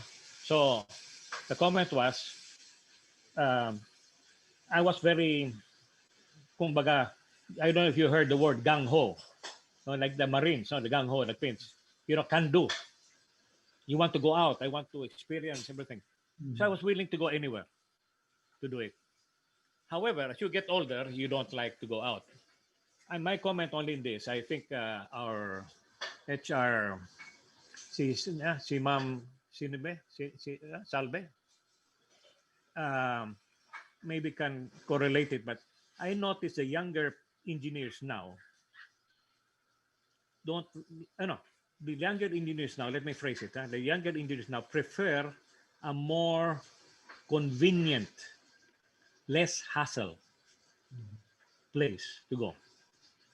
So I said, you want to work? Ay, dapat malapit sa Manila so I can go back for the weekend. Like yan aking nobya. Diba? Or what they could say that, I don't like that. Sobrang biyahe, mahirap yan. I feel tired. I don't know if it is part of the new generation that cannot take the hardships. I don't know. I mean, I don't want to prejudge, no? Pero that's what I noticed because when I was in Don Pedro and was in Batangas, I was surprised that I was visited now by oil company people. And I was wondering how come I was only being visited once a year. When I was in Mindanao, I visited all my clients, and I had about 220 every month. I was literally in the road starting 4 in the morning till about 10 or 11 o'clock at night. Every day, Monday to Sunday. And I was not only handling factories, but also service stations. And that is why in my appraisals, which were always good because of that, was when my boss always found out, because everybody was saying, uy, grabe yung bata mo, kahit linggo, nandito. No? He works even on Sundays. They didn't know that I wanted to do that to get free food. Di ba? You're driving 2-3 hours there in the province, in the rural area. You go to look for a mining company or a logging company to get free lunch or free dinner. Di ba? But anyway, because I didn't have anything to do. But nowadays, iba. And that I Yeah. think is something that the young engineers should start thinking about it. Life is not always easy. You have to be ready to suffer at times. It's better to suffer while young and not when you have a family. Mahirap yan. True. Kahit Sir Mon, yes, add ko lang din, Sir Mon, ano po, yes, nag-graduate sir ako, din, parehas po tayo 20, I finished my school by 20, medyo na-advance ako nung early area. Pero, hindi po, kumbaga kahit maaga po akong natapos ng school, yung risk, yung pag-take ng risk is, for me, ako okay lang din po eh. Kumbaga kung sakali, kahit hanggang ngayon sir, nandun pa rin ako sa level na okay lang kung kaya-kaya. Kaya po yung current kong trabaho is more of defense po. So meron kaming mga areas na kumbaga classified na hindi lahat pwedeng makapasok. Sabi ko nga po kahit medyo combat area, kung ako walang asawa sir, okay lang akong pumunta ng Afghanistan, sabi ko nga. Sabi ng mama ko, baka pag-uwi wala ka ng kamay. Sabi ko, that's how you see, like ganun po kasi pag gusto mo matuto, gusto mo makita, I just want to go out and learn a lot of things. However, kahit nga po ganun, may mga limitation. So, pero may point kayo sir, hindi lahat ng tao, ng kabataan, especially kabataan ngayon, may mga ganong mindsetting. Mas marami po, kapansin ko rin yun sir, mas mga millennials daw. favorable sir, mas favorable sila dun sa, mas more of pinipili yung comfort zone.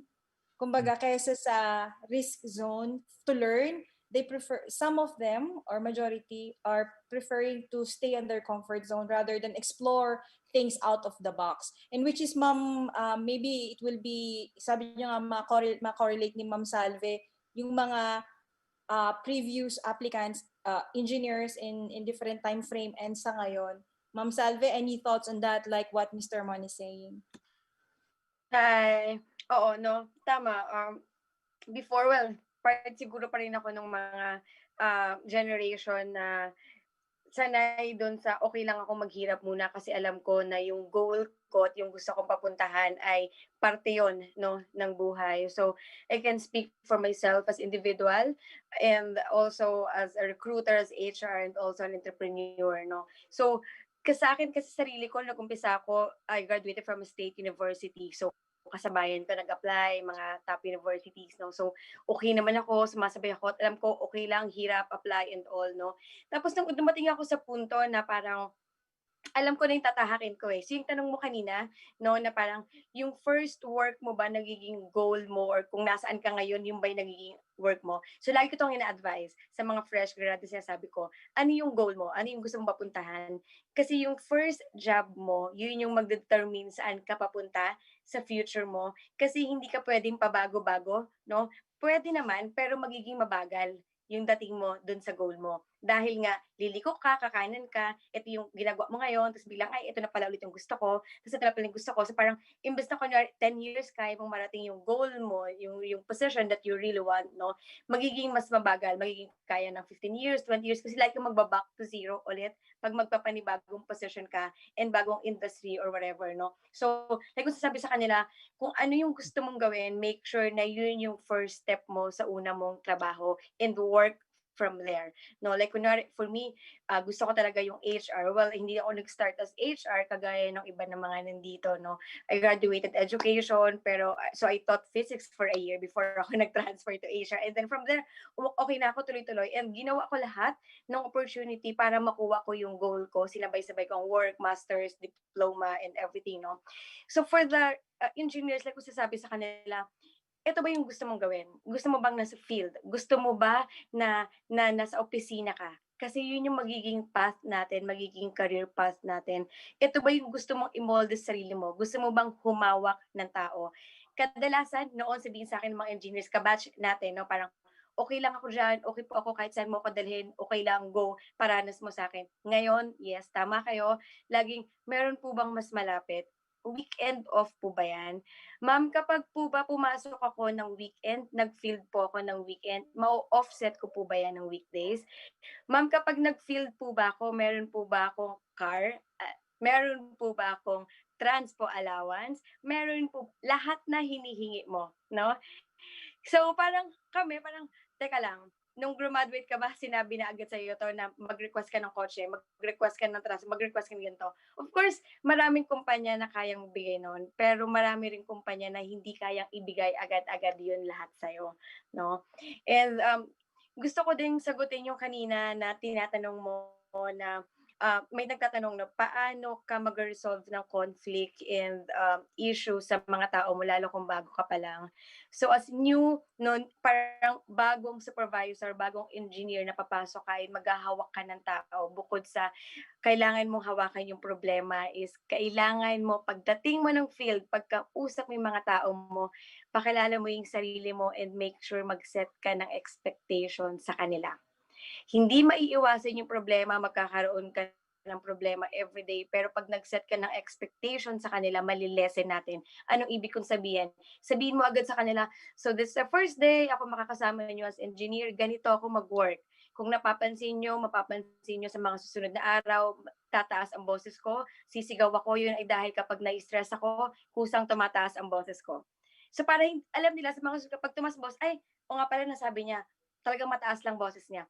Hindi siya galit pero mataas lang boses niya. O kaya, mahilig ako mag-pressure kasi nasa deadline, talagang mahilig ako sa deadline. So kapag pinipressure ko kayo, hindi dahil mabagal kayo kumilos, kundi dahil nasa deadline tayo, kailangan nating marating ang deadline. I-set mo yung expectation sa kanila para hindi ka nila gina-judge kung paano ka kumilos everyday. Kasi nasabi mo nila kung paano ka mag-work.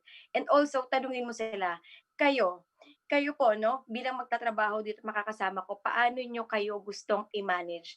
Paano kayo nag-work? Para din kayo, alam niyo na, siya sinabi niya kasi noong nakaraan na mabagal talaga siya sa umaga, pero pag hapon bumibilis siya. O kaya, mabagal lang talaga siya magsalita, pero mabilis siya kumilos. Or magaling siya magmaso, pero magaling siya sa wirings, or magaling siya sa security, or whatever, maintenance, pero dito mahina siya. So you need to set your expectations sa kanila para ma-lessen mo yung conflict and magiging problema nyo sa future. And again, no, pag bago ka as engineer, kadalasan yun, ikaw yung nasa field, ikaw yung kadalasan gumagawa ng trabaho sa baba.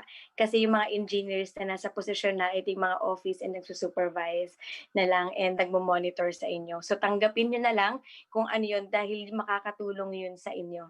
Sabi nga kanina, may nagsabi na parang mas magandang danasin mo na yung problema ngayon at maranasan mo na yung hirap ngayon kesa kapag marami ka ng tao na hawak at mataas na yung posisyon mo, bago mo palang maranasan yun. Ang hirap ng solusyonan nun.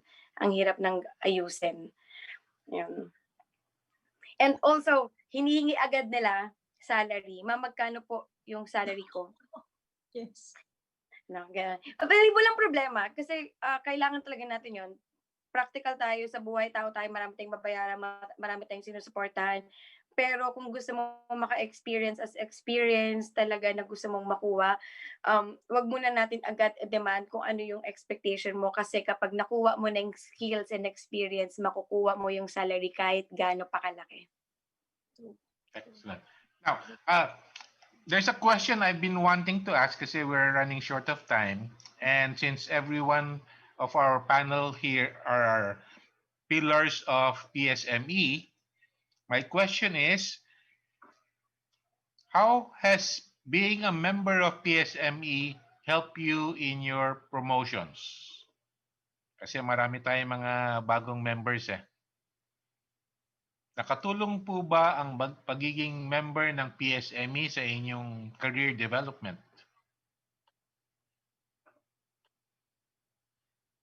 Sermon S. Ano po sa palagay nyo? Kayo, sir? Okay, definitely yes. No. In my experience, being a member of PSME, no, actually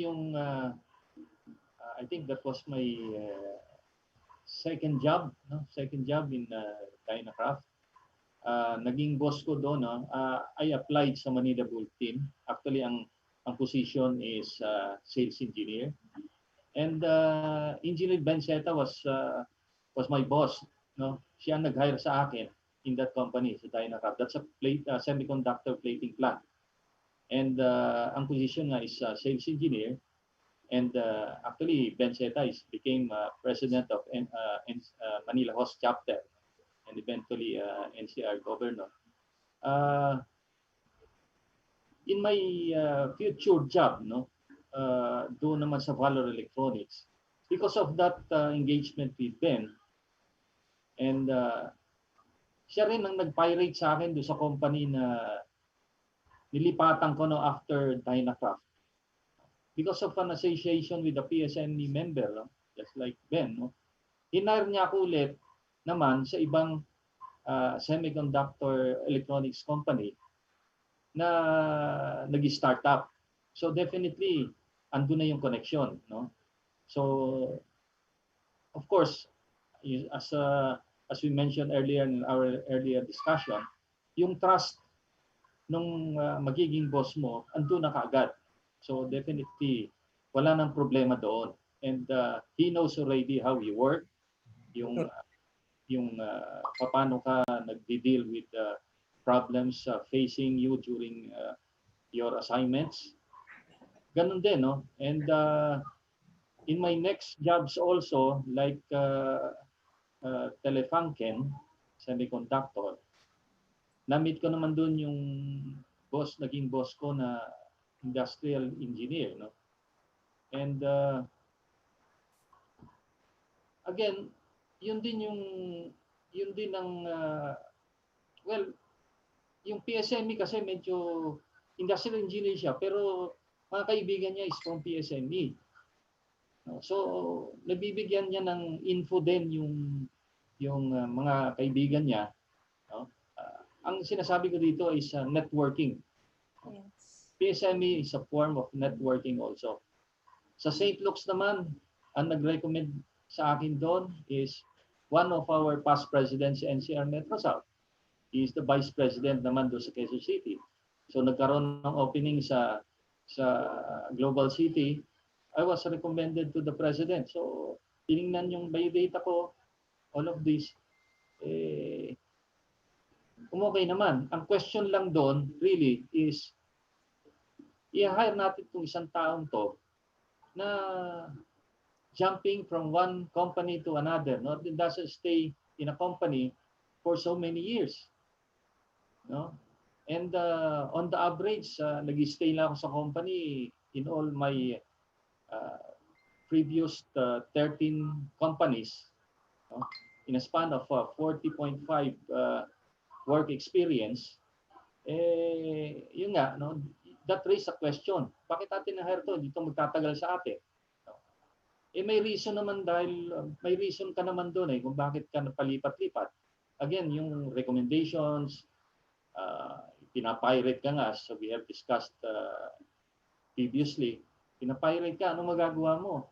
For a greener pasture, inoperang ka ng magandang salary, bakit hindi? Di ba? So, again, ang sabi nga natin, katrabaho tayo to support our family, no? Kahit hindi ka, ibig sabihin of course, kahit hindi ka confident na ma-handle mo yung job. Pero again, dahil sa perseverance mo na eventually kaya mo yan. No? So again, meron pang isa. Si Jojo Castro recommended me to Tagaytay Highlands, no? Eventually, I was hired. So again, yung networking because of PSME nakatulong. So definitely, that would help. Actually, yun din ang kailangan din sa hiring, no? Medyo nakakalamang ka kung meron kang connections, recommendations from people na who knew you. Kasi as against people na or applicants or candidates, eventually zero yung backup or that, no? Kasi naging experience ko rin may previous employment. Talong-talo ka nung wala kang wala kang connections eh.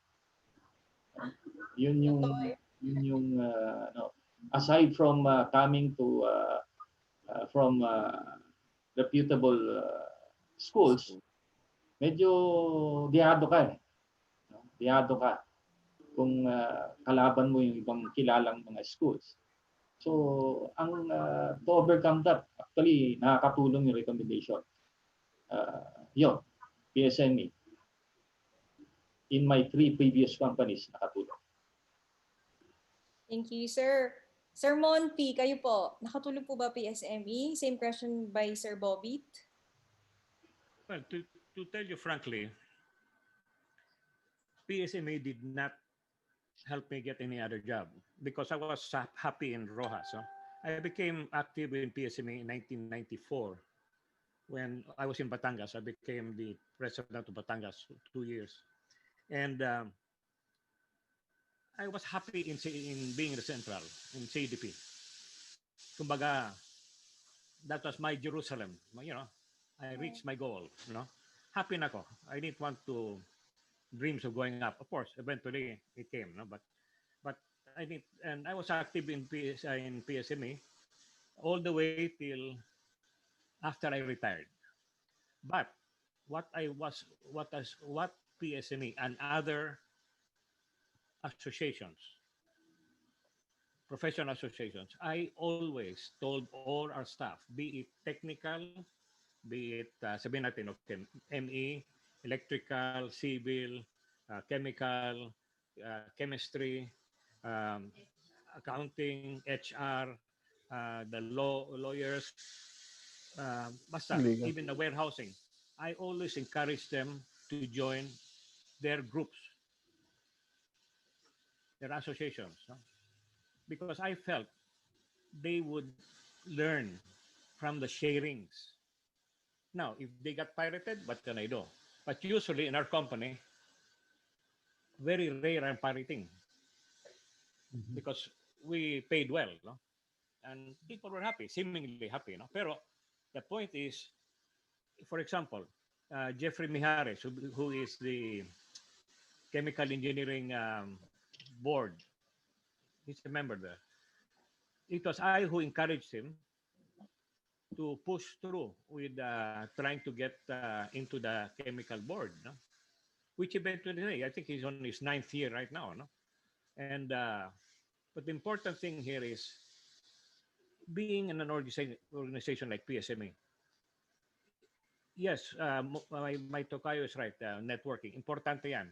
But for a person like me, I was not interested of transferring.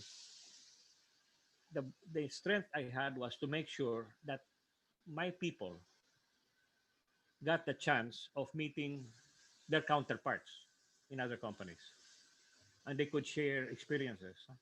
As I told you, not only engineering, also in HR, and which, by the way, I would attend all conventions. I didn't only attend the Philippine Sugar Technologies Convention, where I was also the president, or PSME, but I would attend the the HR Congress every year. I would attend it because I felt that I could not be the boss that I should be unless I had the background on HR. And that's why when we were talking earlier of conflicts, when there would be conflict, of course, I was a restaurant manager. Kung may nag-aaway dyan sa shop floor, before it reaches me, we had the grievance committee. No? So matagal yan. No? But I always worked with the HR. That's why I feel comfortable in trying to endorse it. Of course, sabihin natin, I was I was trying to be more of an HR than what I was, but I always felt that I never lost quotation marks by being close to HR. So, and then when I told them I want our how do you, I want our people to join these professional affiliations, they eventually endorsed it to top management, no? Because at that time I was still in Batangas. No? But of course, when I became president, lalo na, we had all the leeway. There was one approving it. No? But being being close to your professional organization is very helpful. As what Tokayo said, part part of the networking. But at the same time, you learn. You learn just by sitting out during conventions. You're sitting beside the guy who works somewhere else. Then you talk. Yeah, pare, I had this problem. Then you learn. So for me, that's the big thing, really big thing. Of course, now with this group now of Roger, si Jeffrey, they started all this training. Lalo na, I mean, we have really expanded. No, kumbaga, we have spread our wings, no? Which is a good thing. Maybe better late than never, no? Pero at least nangyari yan, no? But again, it is always good. So for those who are bosses and do not want their people to go out to attend meetings or to attend conventions, please, I hope you would change your minds, no? Because it's really good. Thank you, Sir Monty. Sir Dindo, kayo naman po. Yung, of course, PSMA is a help to all the members, we ang isang importante na nasabi ng dalawang panelists is networking. And it's very true because we can network with other engineers for new skills and opportunities. Not only for new skills, but also for opportunities. If you want other opportunities, you can also talk to the other engineers, mechanical engineers. And the other thing is we have a program for seminars and learning sessions, which help uh, engineers uh, develop themselves. So yung sa amin, we started our PSMA chapter in 1986. And it was the Atlas group that came over to charter us. So sila pa yon si yung sino ba yung namatay na ay si yung board examiner din.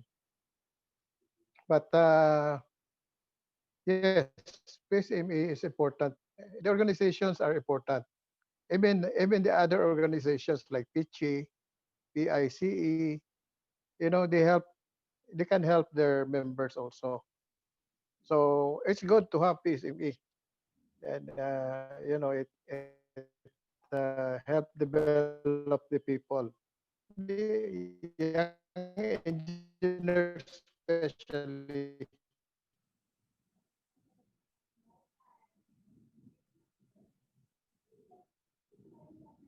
Sir Bobby. Yeah. First, with time, do we still have?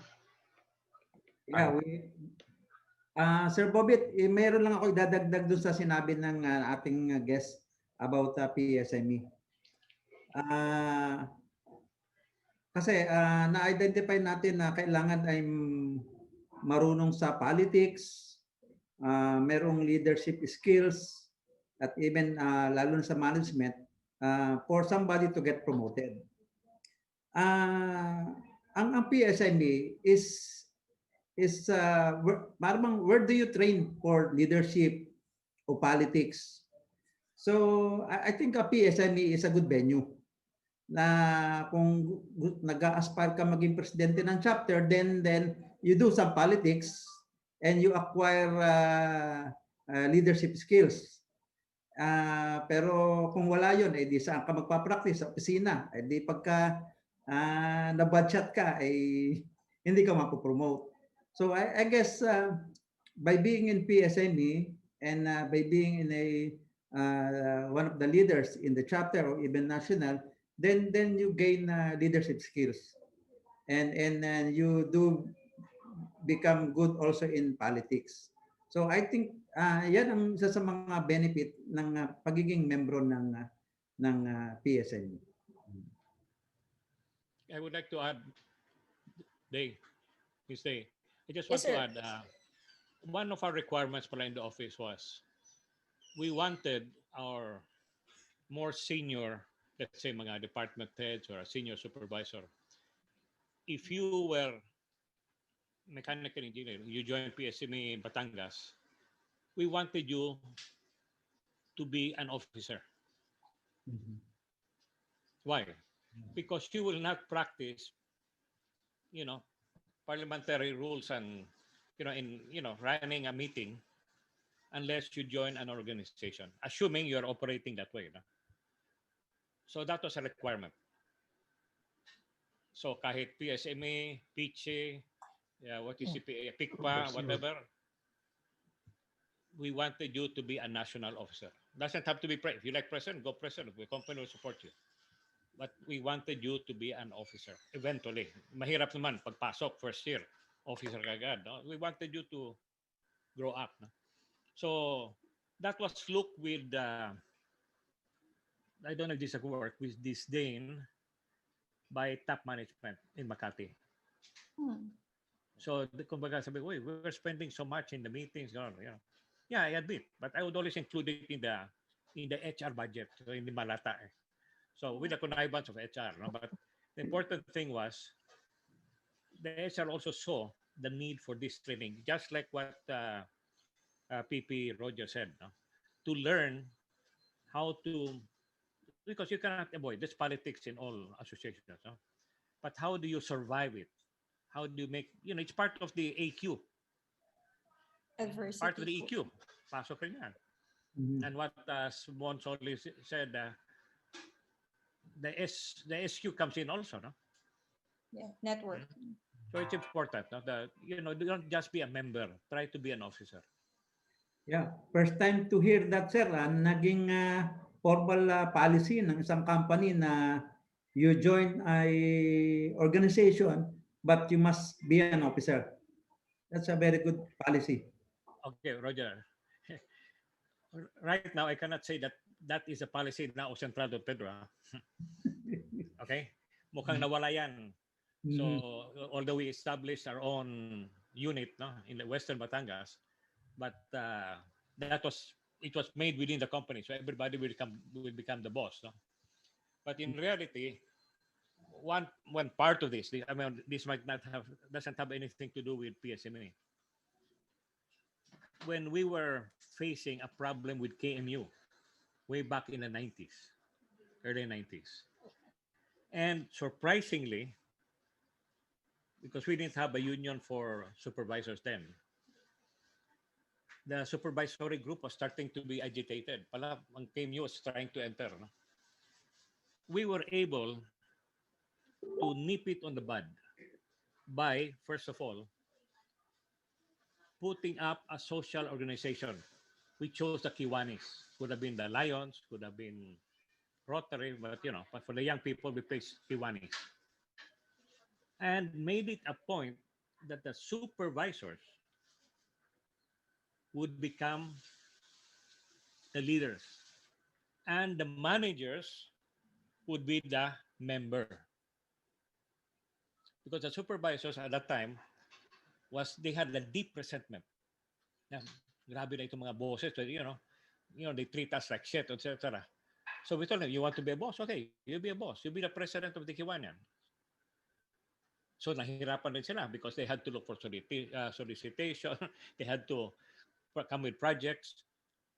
And they were now ordering the managers, their bosses. And we found that a very good way of diffusing this problem with supervisors, wherein they had a chance to be a president or a VP or whatever, a treasurer or secretary. It was good training. The same thing that when I was the president of Batangas, I always made the point that in the board, after I left, I had a replacement there, no? Because I wanted them to to learn how to deal with others. No? Because in a sugar central, you're like a mukhang kabayo with the blinders. No? It's always work. Eh. Working 10 to 14, 15 hours a day is natural for supervisors and department heads. And never going on vacation. Huh? Just imagine. You work already 365 days and you do not take your vacation. It's there, you're allowed vacation, but if you want to go on vacation, sabihin ng mga peers mo, oh, enjoy ha, and while we're here working in your behalf. So nobody wanted to go on vacation dahil you have to go on, if you go on vacation, your two other shift supervisors have to go into 12-hour shifts to cover. Hmm? So ganon ang buhay sa Central. No? So but anyway, by going out to PSME or going to PG or whatever, they had this chance of freedom a little way, but at the same time to taste what was to be a leader. Okay. So Roger, meron pa ba tayong questions na naka-FB? Yeah, sa FB ay wala tayong natatanggap na panibagong question. Pero may tanong akong isa. I don't know kung mahilig magbasa ng libro ang ating mga guests ngayon, but can I ask them kung ano yung books na mai-recommend nila sa mga engineers, lalo na sa young engineers, that will help them in their career? Meron bang mga titles ng book na magandang basahin? Like for me, ang isa sa mga binasa ko nung ako young engineers ay, alam mo, mahina ako sa English eh. Lalo na sa mga definition. So nagbasa ako ng libro ng mga etymologies. Nagbasa din ako ng how to compose writing. So I want to ask kung may mga list of titles of books or kind of books na magandang basahin ng ating mga engineers. Sa apat na siguro. Meron akong isa na nagustuhan,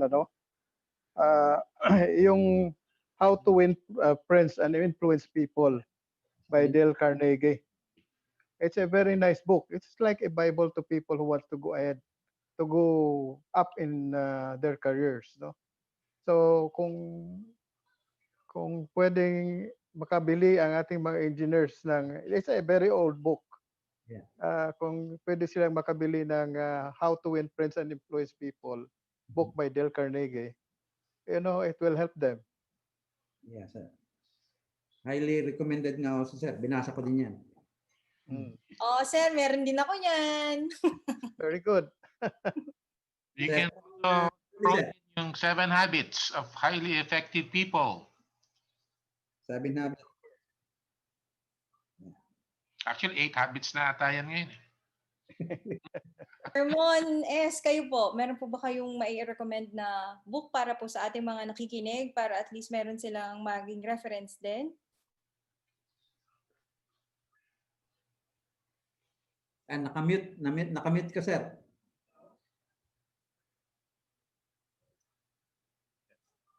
Sir mo, nakamute. Okay na. Unfortunately, wala akong masyadong binabasang libro tungkol dun sa mga strategies or whatever in becoming a good key to promotions and whatever.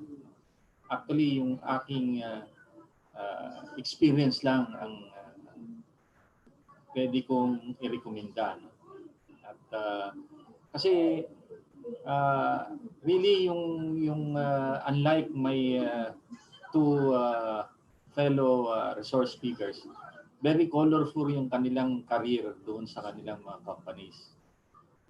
Ako nga medyo late bloomer na, no? Ika nga, late bloomer eh. Even in college, late bloomer tayo. Even in work, late bloomer pa rin. There are certain things na bakit nagkaganon, no? Hahaba yung kwento.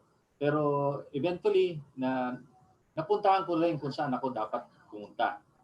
Actually, it's really, again, incidental din yung mga naging experiences.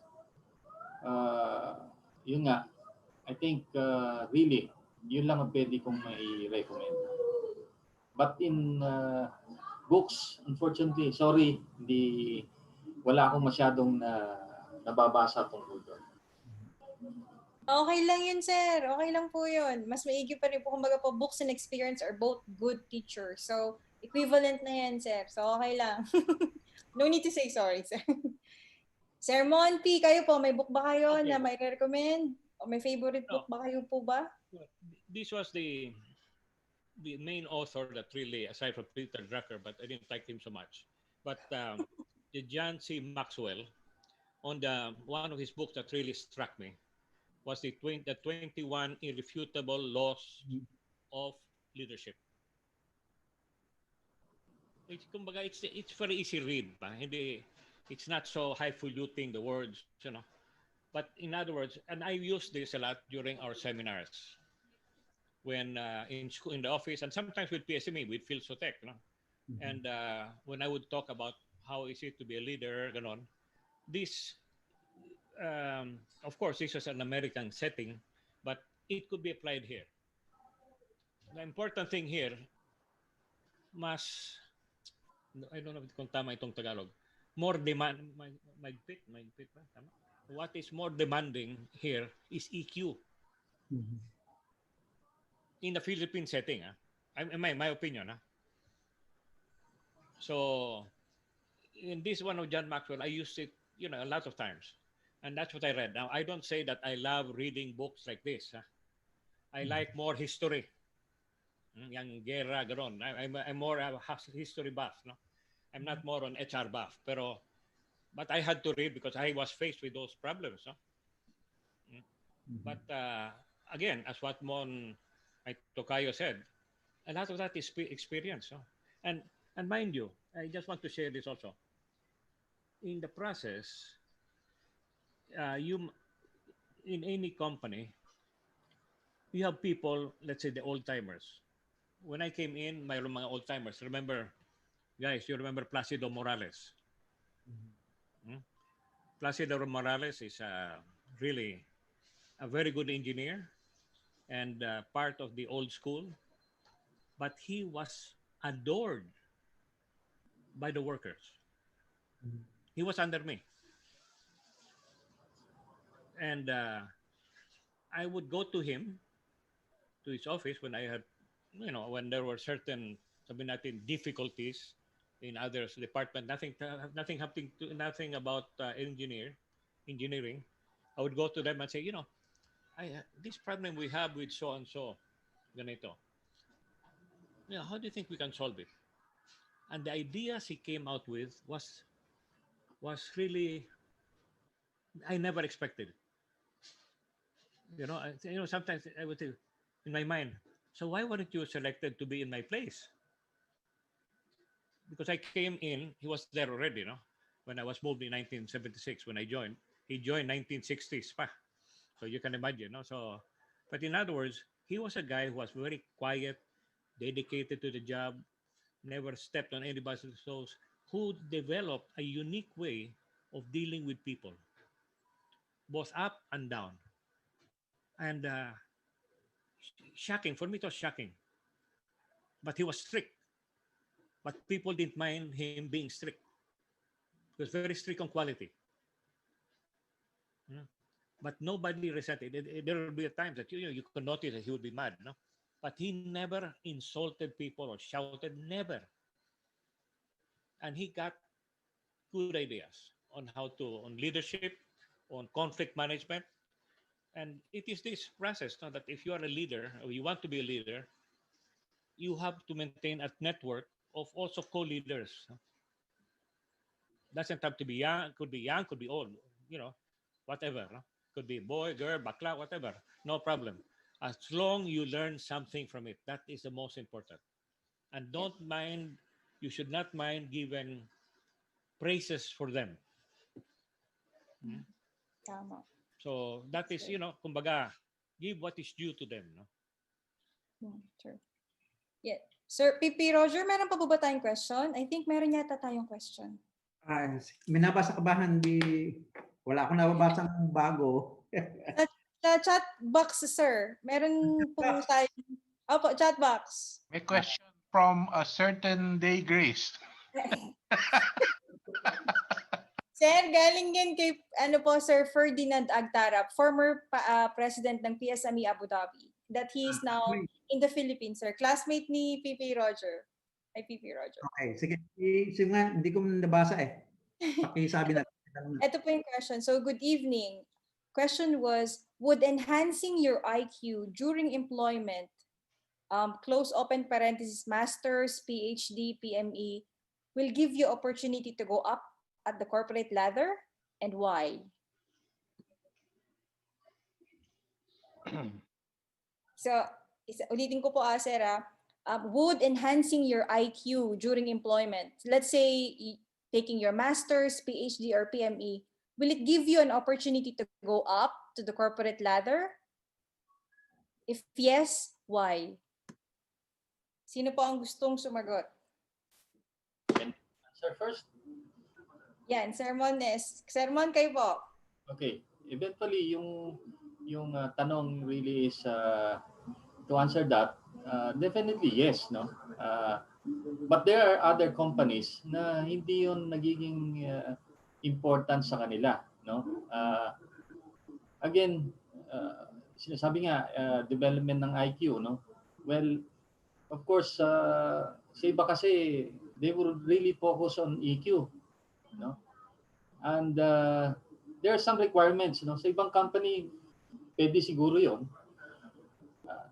It really depends on the situation in your employment, no? Kung pakiramdam ng isang empleyado or engineer na sa tingin niya management is looking for those qualifications or credentials, no? Taking up yung masteral and everything, and then go for it. Pero if you feel na hindi naman siya kailangan, and makikita mo naman sa ibang mga kasama mo na ganun no? Magiging sample mo rin mga kasama mo, mga co-employees mo. Ano nangyayari sa kanila if they took those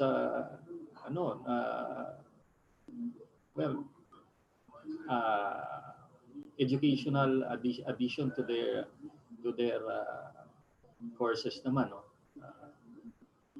Ano ang naging effect sa kanila? Makikita nyo din man no? And that's how you go. Yeah. Agree. Yes, sir. Agree. The situation, no? Kung ano ang preference ng top management. Sir Dindo, kayo po.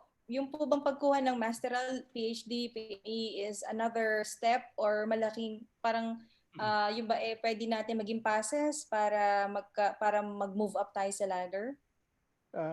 Para sa akin, yes and no, no? Kasi it depends on the level of hiring that you want. Kung nasa start ka pa lang, it could even be a disadvantage. I mean, why are you applying for this? You are overqualified. We don't need this. So it could be yes and no.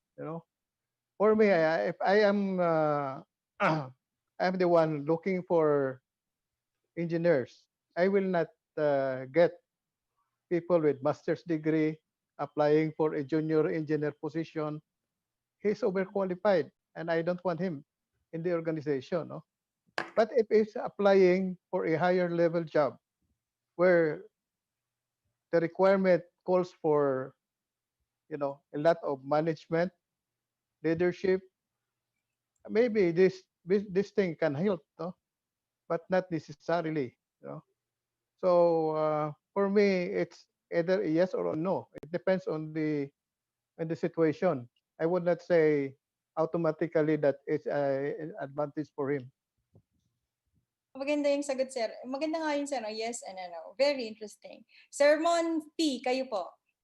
Well, I share the sentiments of Tocayo and Sir Dindo, because, for example, you are working with a university. Masters. You go all the way up to PhD. Yes. The more PhDs you have, the better. That's critical because ang opinion ko naman ay ganito. If it's like the same thing as specialization or generalization. If Yeah. you go on specialization, for example, let's say boiler operations. I want to be a master in mechanical engineering specializing on boiler. What do you want to what do you do in Central Don Pedro with a master's degree? Are you gonna redesign a boiler? Are we gonna make our own boilers? You know, No. you go to a company that Making makes boilers. boilers, you know, things like that. No, pero again, Everything. if you, because my impression always has been this: if you take a masteral in, I could be wrong, by the way, I don't say I'm right. My impression is always, if you want to take your master's in mechanical engineering or a PhD, you don't deserve to be in a factory. You might go to a research facility, work in DOST or whatever, you know, something that studies about materials, strength of material, whatever, you know, depending again where your trust is in life. Now, what Sir Dindo said, it is a disadvantage when you're hiring because sometimes, I don't say always, some people say, oh, you're getting a master's because you want to earn more. But we have a bracket for a certain job, and the requirement, educational requirement of the job is so and so, that a master's will not help. No? But again, if that person who took up the master's is deciding to transfer to teaching, then that is just imagine he has an actual experience of working in a factory, then with a master's of engineering in mechanical engineering, you know, he can can get teach. another job in a university or again a research facility. Well, so again, I say with what both of my co-reactors, it is a yes and a no. But Yes. there are people that like to, let's say, Dr. Malagapo. I mean, Oh yeah. he has so many titles. He looks like a general with so many medalya, no? Why? Yes. Because he's teaching. Yeah, he's in At kumbaga, it's like a knife. The more you sharpen it, you become sharper. Yeah. That is why he is well respected. True. Not only by his peers, but even from people above. Yes. You know, things like that. No? So it is advantageous for him. And also it sets the tone that you never stop learning. True. Bro? Yes, sir. You never stop learning. For us, I would learn by reading books, ganito, or attending conventions, try to talk to people. And we would always go around, how do you say it? Forgot. We would go around visiting other factories to benchmark. We would visit our competitors to benchmark. Because our point was not that we'll copy them. We will make things better than they do. And for a time, we were that way in Central Don Pedro. We were making the best sugar in the country. Before the head was, because the leader was Victoria's. Huh? But we reached the point that we overtook Victoria's. Yeah. It's because we were benchmarking not only in the Philippines, we went to Colombia, we went to the US, we went to Japan, we went to Thailand to learn. No? So summing it up, sir. So yes, sir. So parang summing it up all. So you're saying na ang pinakamaigi pa rin para sa pagkatuto, sa pag-akyat sa estado na gusto mo pagdating sa trabaho is more of experience. And if you want to add up your educational attainment, okay lang. However, it has to be like doon sapat na gusto mo is mas maig. Kumbaga po, teachers, the best teacher is really experience. And tama po kayo, best practice, katulad ng pag-leverage natin sa best practice, if you can go to the that's very brave to go to the competitor and see how they do things and take whatever you can do and you can do mold it to be better. And that's very brave. That's a good practice, sir. That should be a common practice to every factory. So mag-improve tayo in a sense na ma-attain natin kung ano talaga yung kumbaga better to best to the upstairs. So Good. tama yan, sir. Thank you. Sa point of view ng HR, Ma'am Tata, yung po bang masteral, PhD, and pagtaas or pag-top sa educational attainment, would it matters when you guys are hiring? For promoting. For promotion also? For promotion, hiring and promotion po. Ma'am Tata. Yeah. Yes. No. Depende sa kung ano yung company. Yeah. Happy si Yeah. Tata. It's a yes and no. Also, same with everyone, no. Yes, kasi may mga actually FMCG, no. Lagi nag-hire lang kami at top universities. Yeah, masakit. Hello, can you hear me? Can you hear Yes, me ma'am. well, no? Yes, ma'am. Copy. Okay. Ayun, so, okay. So, yeah, yes and no. Yes, because may mga certain companies na advantageous yun. Yung makita lang na may masters ka, okay yun. Pasok ka kaagad sa supervisory or officer or managerial position if you have that qualification. Pero may mga manufacturing din na hindi nila nire-require yan. No? So, depende again sa qualification and sa need ng company, and again, depende sa bracket salary na nire-require ng management ng company. Pero speaking of sa sarili, para saan ba? Bakit ka magma-masters? Para saan? Bakit ka mag-PhD? Is this really what you want? Or kasi minsan sinasabi ko, no, wag kang mag-masters, wag kang mag-PhD dahil nire-require lang or kailangan lang ng trabaho mo, kundi dahil gusto mo. Dahil gusto mong i-improve ang sarili mo. Kasi pwede namang i-improve mo yung sarili mo sa ibang paraan eh. Like may mga free online courses ngayon. Sobrang daming online courses na pwede mong ma-improve ang sarili mo. We have Coursera, we have LinkedIn, na sobrang daming libre, no? And in terms of leadership skills, we have podcast. Kung hindi ka sanay magbasa ng libro, we have podcast na pwede mong pakinggan para matuto ka in terms of leadership. Kung ikaw yung millennial o engineer na hindi sanay magbasa ng libro, you can follow Read to Lead podcast by Jeff Brown. Sobrang okay in terms of leadership. Sinasummarize niya lahat yung libro. In 15 to 20 minutes, nabasa mo yung libro at yung mismong author pa yung nagde-discuss nung libro, no, dun sa podcast. So, yes and no. No kasi marami rin talagang company, especially for manufacturing na pinanggalingan ko din ng isang manufacturing bukod dun sa FMCG, hindi naman nire-require ang masters. Okay. So, Sir Bobby, meron po ba kayong question? Hey Grace, may question from FB. Siguro isa na lang yung papasagutin natin dito. Galing Yes, sir. kay Lopez Roy. Opo. Ang tanong niya, sa aming mga bago, paano ma-improve yung skills as mechanical engineer? I'm sure na-answer na din ito in sa ating talakayan, but just maybe one of the resource person can answer this. Sir Dindo, kayo po. Kung bago ka, you should strive to learn. Marami kang kailangang malaman. Marami kang kailangan na, a new engineer is not expected to be an expert on anything. So, kung ikaw ay new engineer, kailangang you continue to learn. Continue to learn everything that you can about the job. The other thing is, no engineer, you'd probably, yung sinabi ko kanina, you have to respect the dignity of labor. Even if they are, paid, matagal na sila doon, but they are not really well paid, they are working under you, marami silang alam.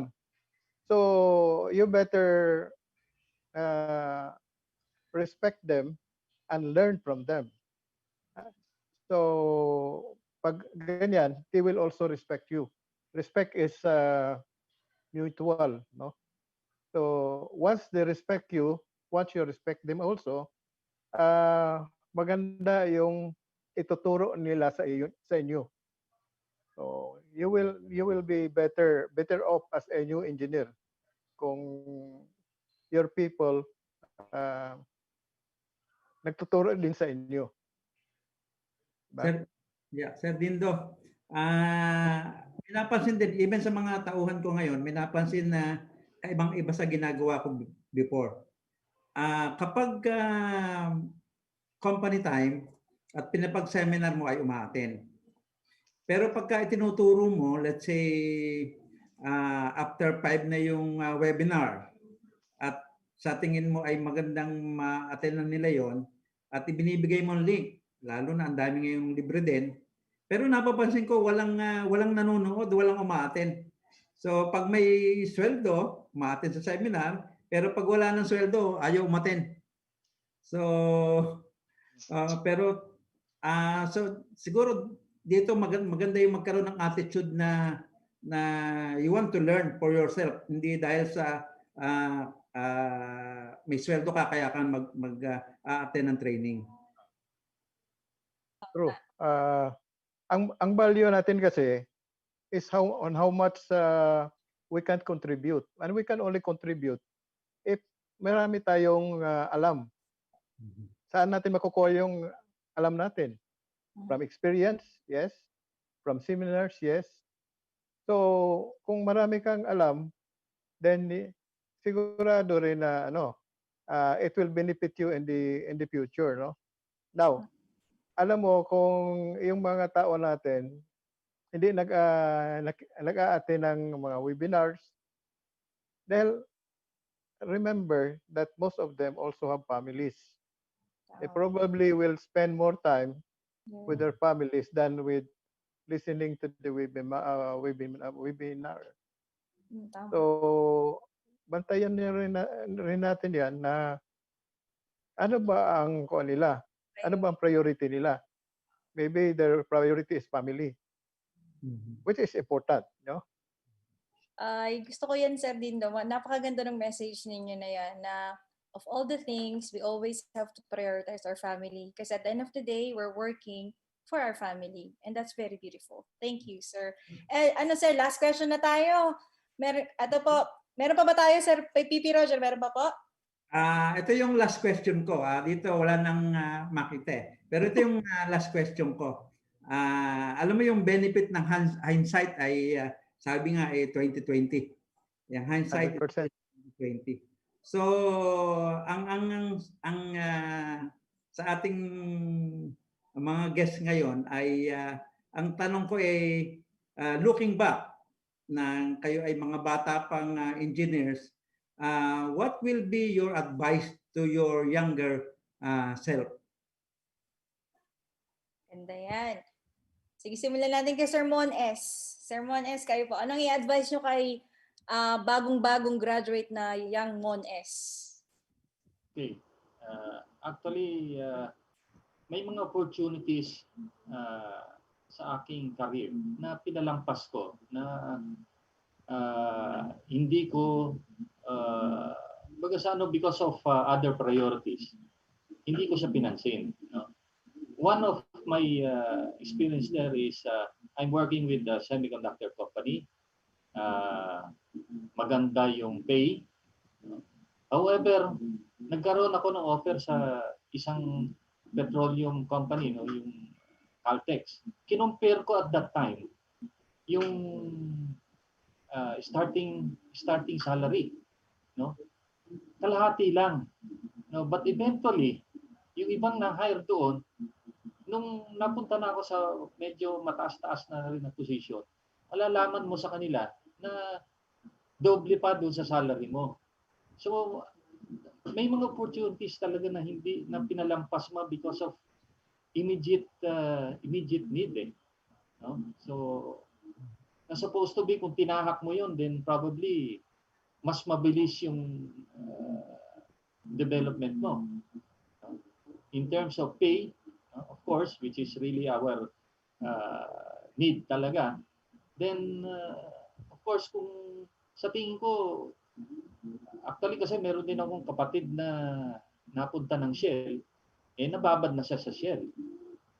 Until now, nagtatrabaho pa rin siya. Retired na siya, nandoon pa rin siya sa petroleum industry. So, ganun yung ganun ang sana na gusto kong tahakin. Kaya lang yung opportunities na pinalampas mo. So, again, I would advise really yung mga younger Ramon Solis, before thinking of yung present situation mo na maganda ngayon, open mo pa rin yung opportunity to sa tingin mo ano bang medyo konting research na hindi ko ginawa. Sana nagtanong-tanong ako doon sa ibang mga kasamahan ko or mga kakilala ko, ano ba talaga working with this company. So hindi ko ginawa 'yon. Ang tiningnan mo na kaagad yung present situation mo that you are earning. Tapos na eventually pinagsisihan ko 'yon. Actually tanggap na ako doon eh. Kaya lang because of the offer medyo pinalampas ko. So yun yung isang pagkakamali na dapat hindi dapat ko i-consider ng isang aspiring engineer for improvement. So yun. Thank you, sir. Thank you. Yun nga po. Pero kumbaga, kung magkaganon man, sir, alam naman natin, kumbaga, kayo na may napabuti rin. So yun nga lang po, may mga tama kayo na yung mga bagong engineer ngayon, if possible, if meron tayong mga offers, try to do research and make sure that you'll have your, kumbaga kung maaari, extensive para at least alam natin na kung anong pipiliin natin, yun ba talaga ang mabuti para sa atin. Salamat, sir. Thank you po, Sir Mones. Yeah, incidentally, may nilalabas ang PSME na annual survey na salary. And dito, nilalabas din namin ang mga salary range per industry. So, hopefully, yung mga ganitong survey, basahin ng ating members para maging guide nila kung saan bang industry magandang mag-work at saan industry na iwasan natin. During my time, lumalabas na mahina ang pasweldo sa mga transportation company. Kaya nung presidente ako, sabi ko, huwag kayong mag-apply sa transportation company. So, magandang basahin niyo. Sige. Tama yun. Tama po para sa lahat ng mga nakikinig. So sa ating mga kamiyembro, pag may mga materials tayo o may mga informations lalo sa PSMA National para sa mga katulad nating mga inhinyero at inhinyera, maigi na magbasa tayo para at least aware tayo sa current activities, katulad noon, especially sa mga trabaho, sa kabuhayan, na meron pala tayong pwedeng pagkumparahan na maaari nating malaman, mamula tayo na ganito pala yung mga ganito pala ang costing, ganito pala yung expected salary, or ito yung mga currently sa industry, ito yung boom, so pwede tayo dito, maigi. Kaya mas maigi po talaga na dapat yung active tayo sa affiliation natin sa PSME para marami pa rin tayo matutunan. Sir Mon P, kayo naman sir, if you would say something to your younger Mon P, what would that be? Very interesting question. Okay, I assume the younger Monpi is another Cebuano. Okay? Because I was a Cebuano. At that time, the Cebuanos did not want to come to Manila. Oh. They were scared of Tagalos. You know, Tagalos could be cannibals or whatever, you know. And the women were dangerous, you know. So, you know, never. We can study in Manila. Although I didn't study Manila, I was scared of Manila.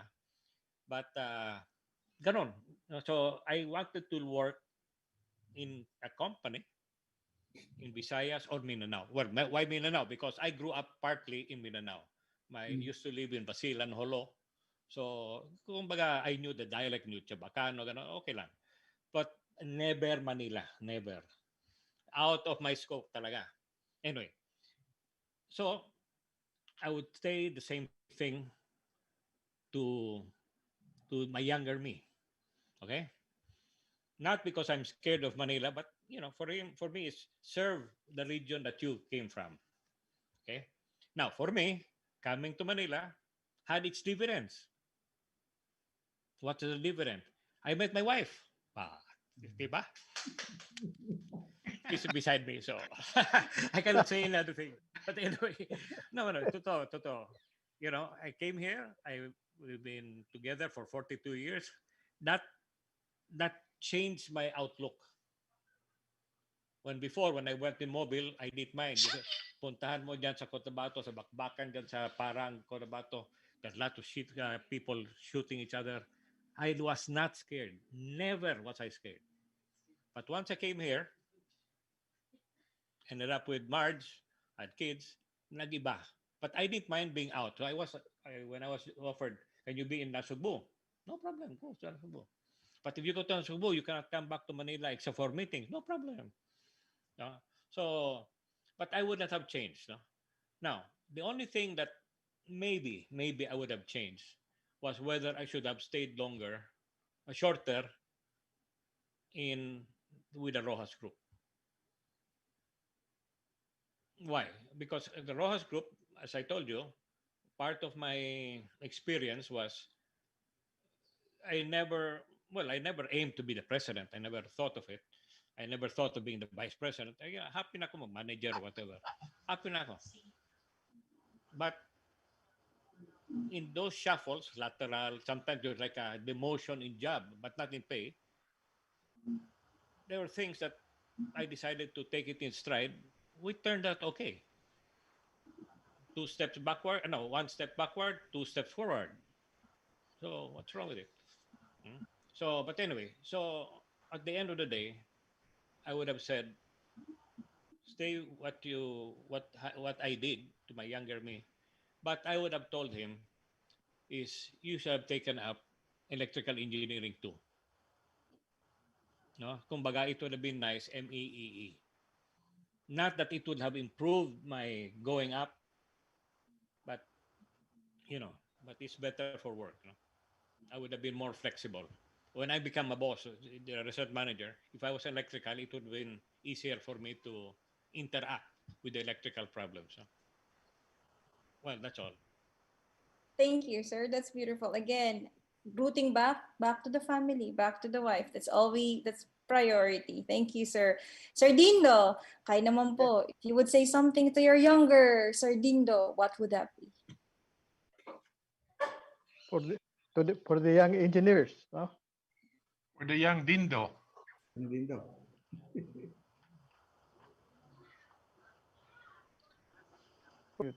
Okay. If I were to go back again, uh, I would not change many things uh, in my career. No, I've got a very good training and pickup, and I've always be thankful to them. And of course, this is also where I found my wife.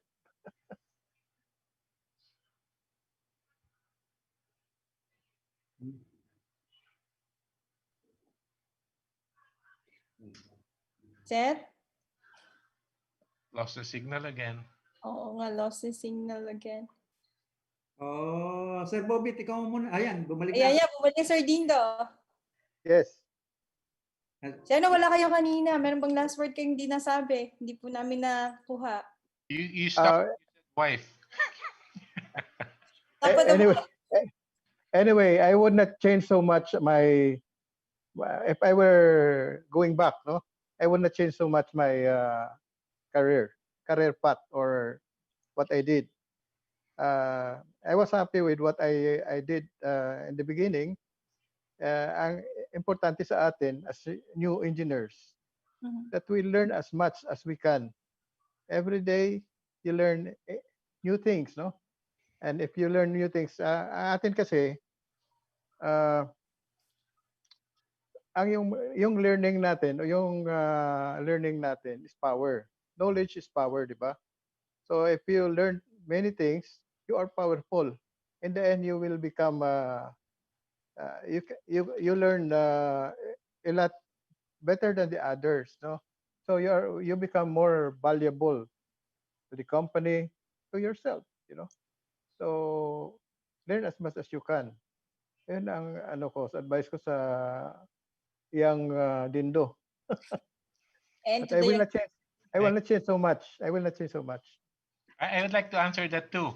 Sir Bobby, yes, Sir Bobby. If I would go back to my younger days, well, at that age, I felt I knew everything.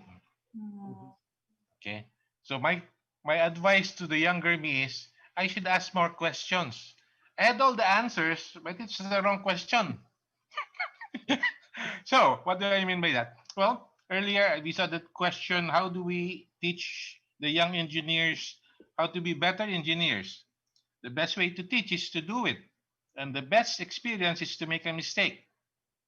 Now, we don't want to blow up a power plant or anything like that. So what's the next best thing?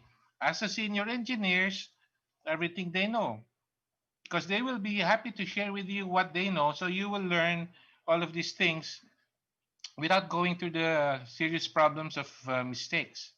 And then by so doing, you become more aware.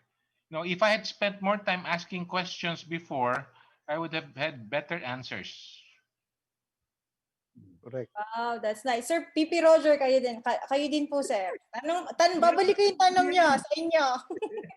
Ano po yung sasabihin niyo to the younger? Yeah, siguro sa akin ay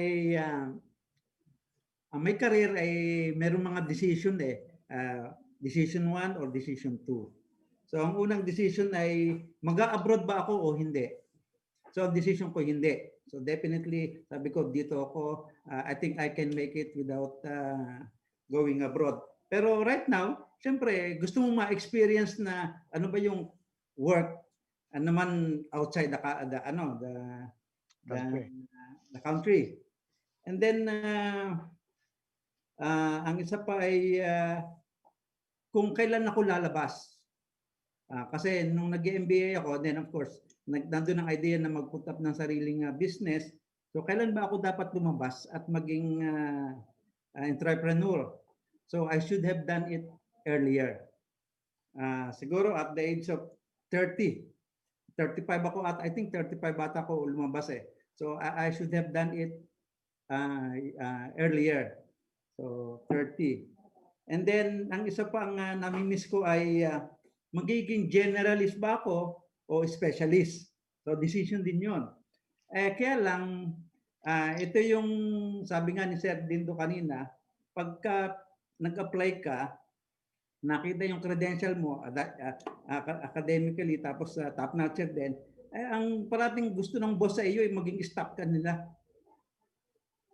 Yeah. So pagka-staff, so sulat. Kaya ako dapat kaya ako nag-aral mag-English. Dahil kadalasan ako yung ghostwriter. So generalist ba o specialist? Naiinggit ako sa mga specialist ngayon. Yung kilala sa HVAC, kilala sa fire protection. Ay parang sabi ko, kung ako pinag-aralan ko ito, kayang-kaya ko din na one of the best in the industry. So yun yung advice ko siguro ay sana nag-specialize ako. And then ang isa pa ay yung choice. It's anong industry ang papasukan ko? Wala sa akin yan. Siguro like Bobby here, wala din akong matanungan noon, wala akong mentor. And sa akin ay kung sino unang tumanggap, which is not good. Kasi ang dami palang magagandang opportunity and then na ino-offer ang iba't ibang industry. Hindi pare-pareho ang industry. I should be in power earlier. Kung alam ko ba, by chance nang nangyari kaya napunta ako sa power, which I like my work very much. So yun yung mga I don't know kung it's pero yun siguro I should have been more active younger sa PSME. Late na rin ako nung nakapag-retire na ako saka ako nag-active sa PSME. Sana pala may mga decision ako na since kung maraming nakakapag-advise sa akin, then yun yung aking yun yung aking tinahaksan. So, yun.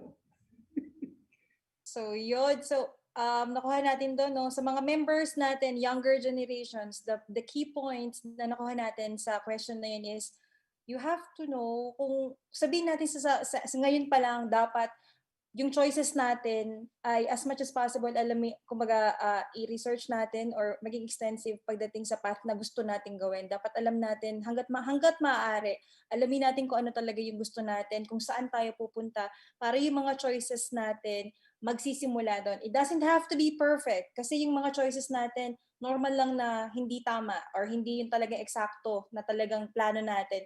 Eventually, you will get there as long as makuha natin kung ano talaga yung ano pa talaga yung, katulad ng diniscuss kanina, ano yung strength mo, ano yung goal mo, and then from there you can start. Like what they said, ang pagkakamali, evitable yan.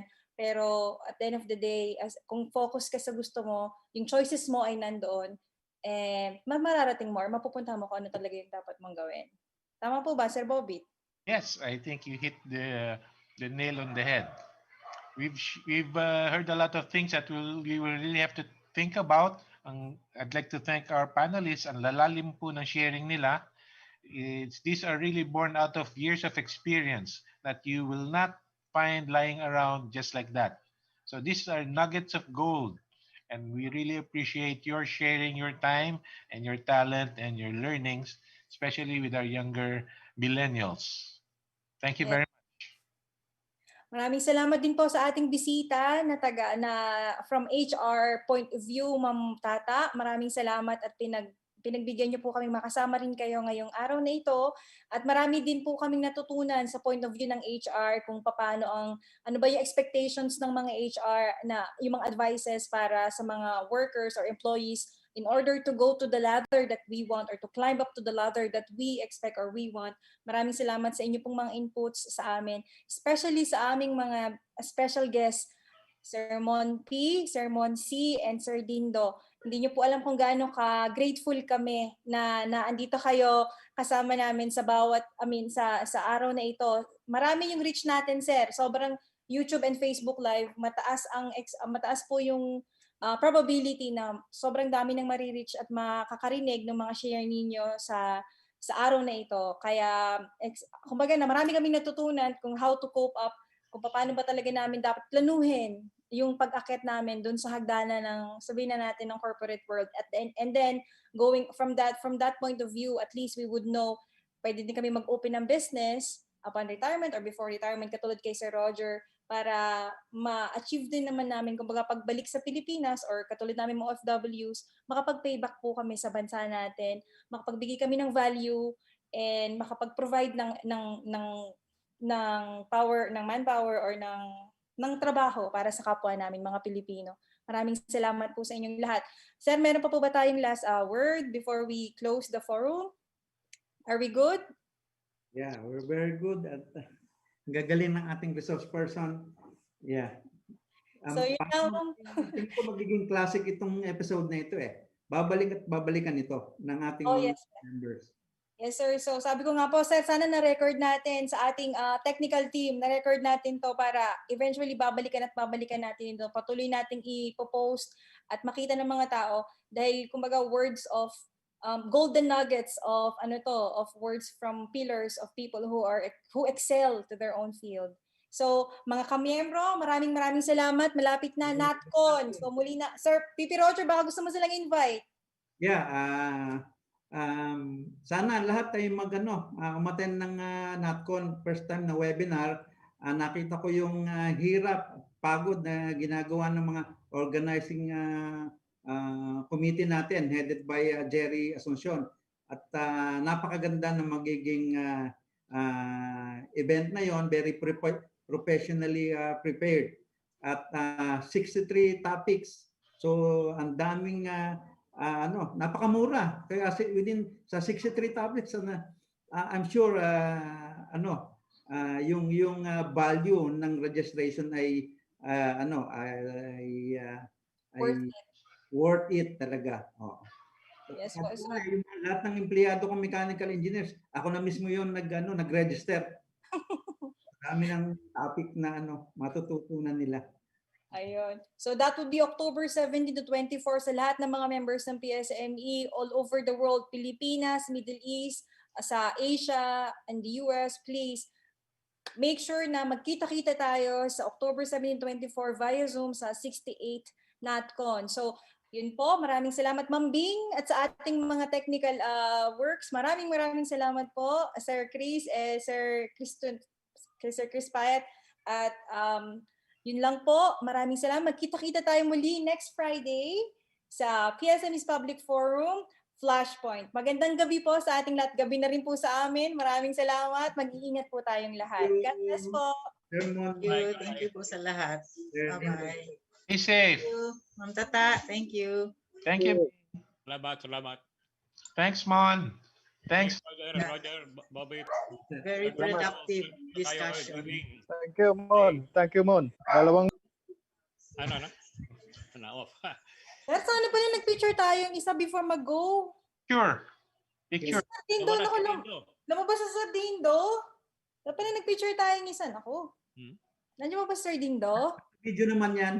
Ay, sige, yain na lang po. But anyway, meron na rin po din. Salamat ng marami. Mag-iingat po kayo. Okay. Thank you. Thank Bye-bye. you. Very good host. Very nice guests. Thank you po. Good night. Bye. Kaya tayo.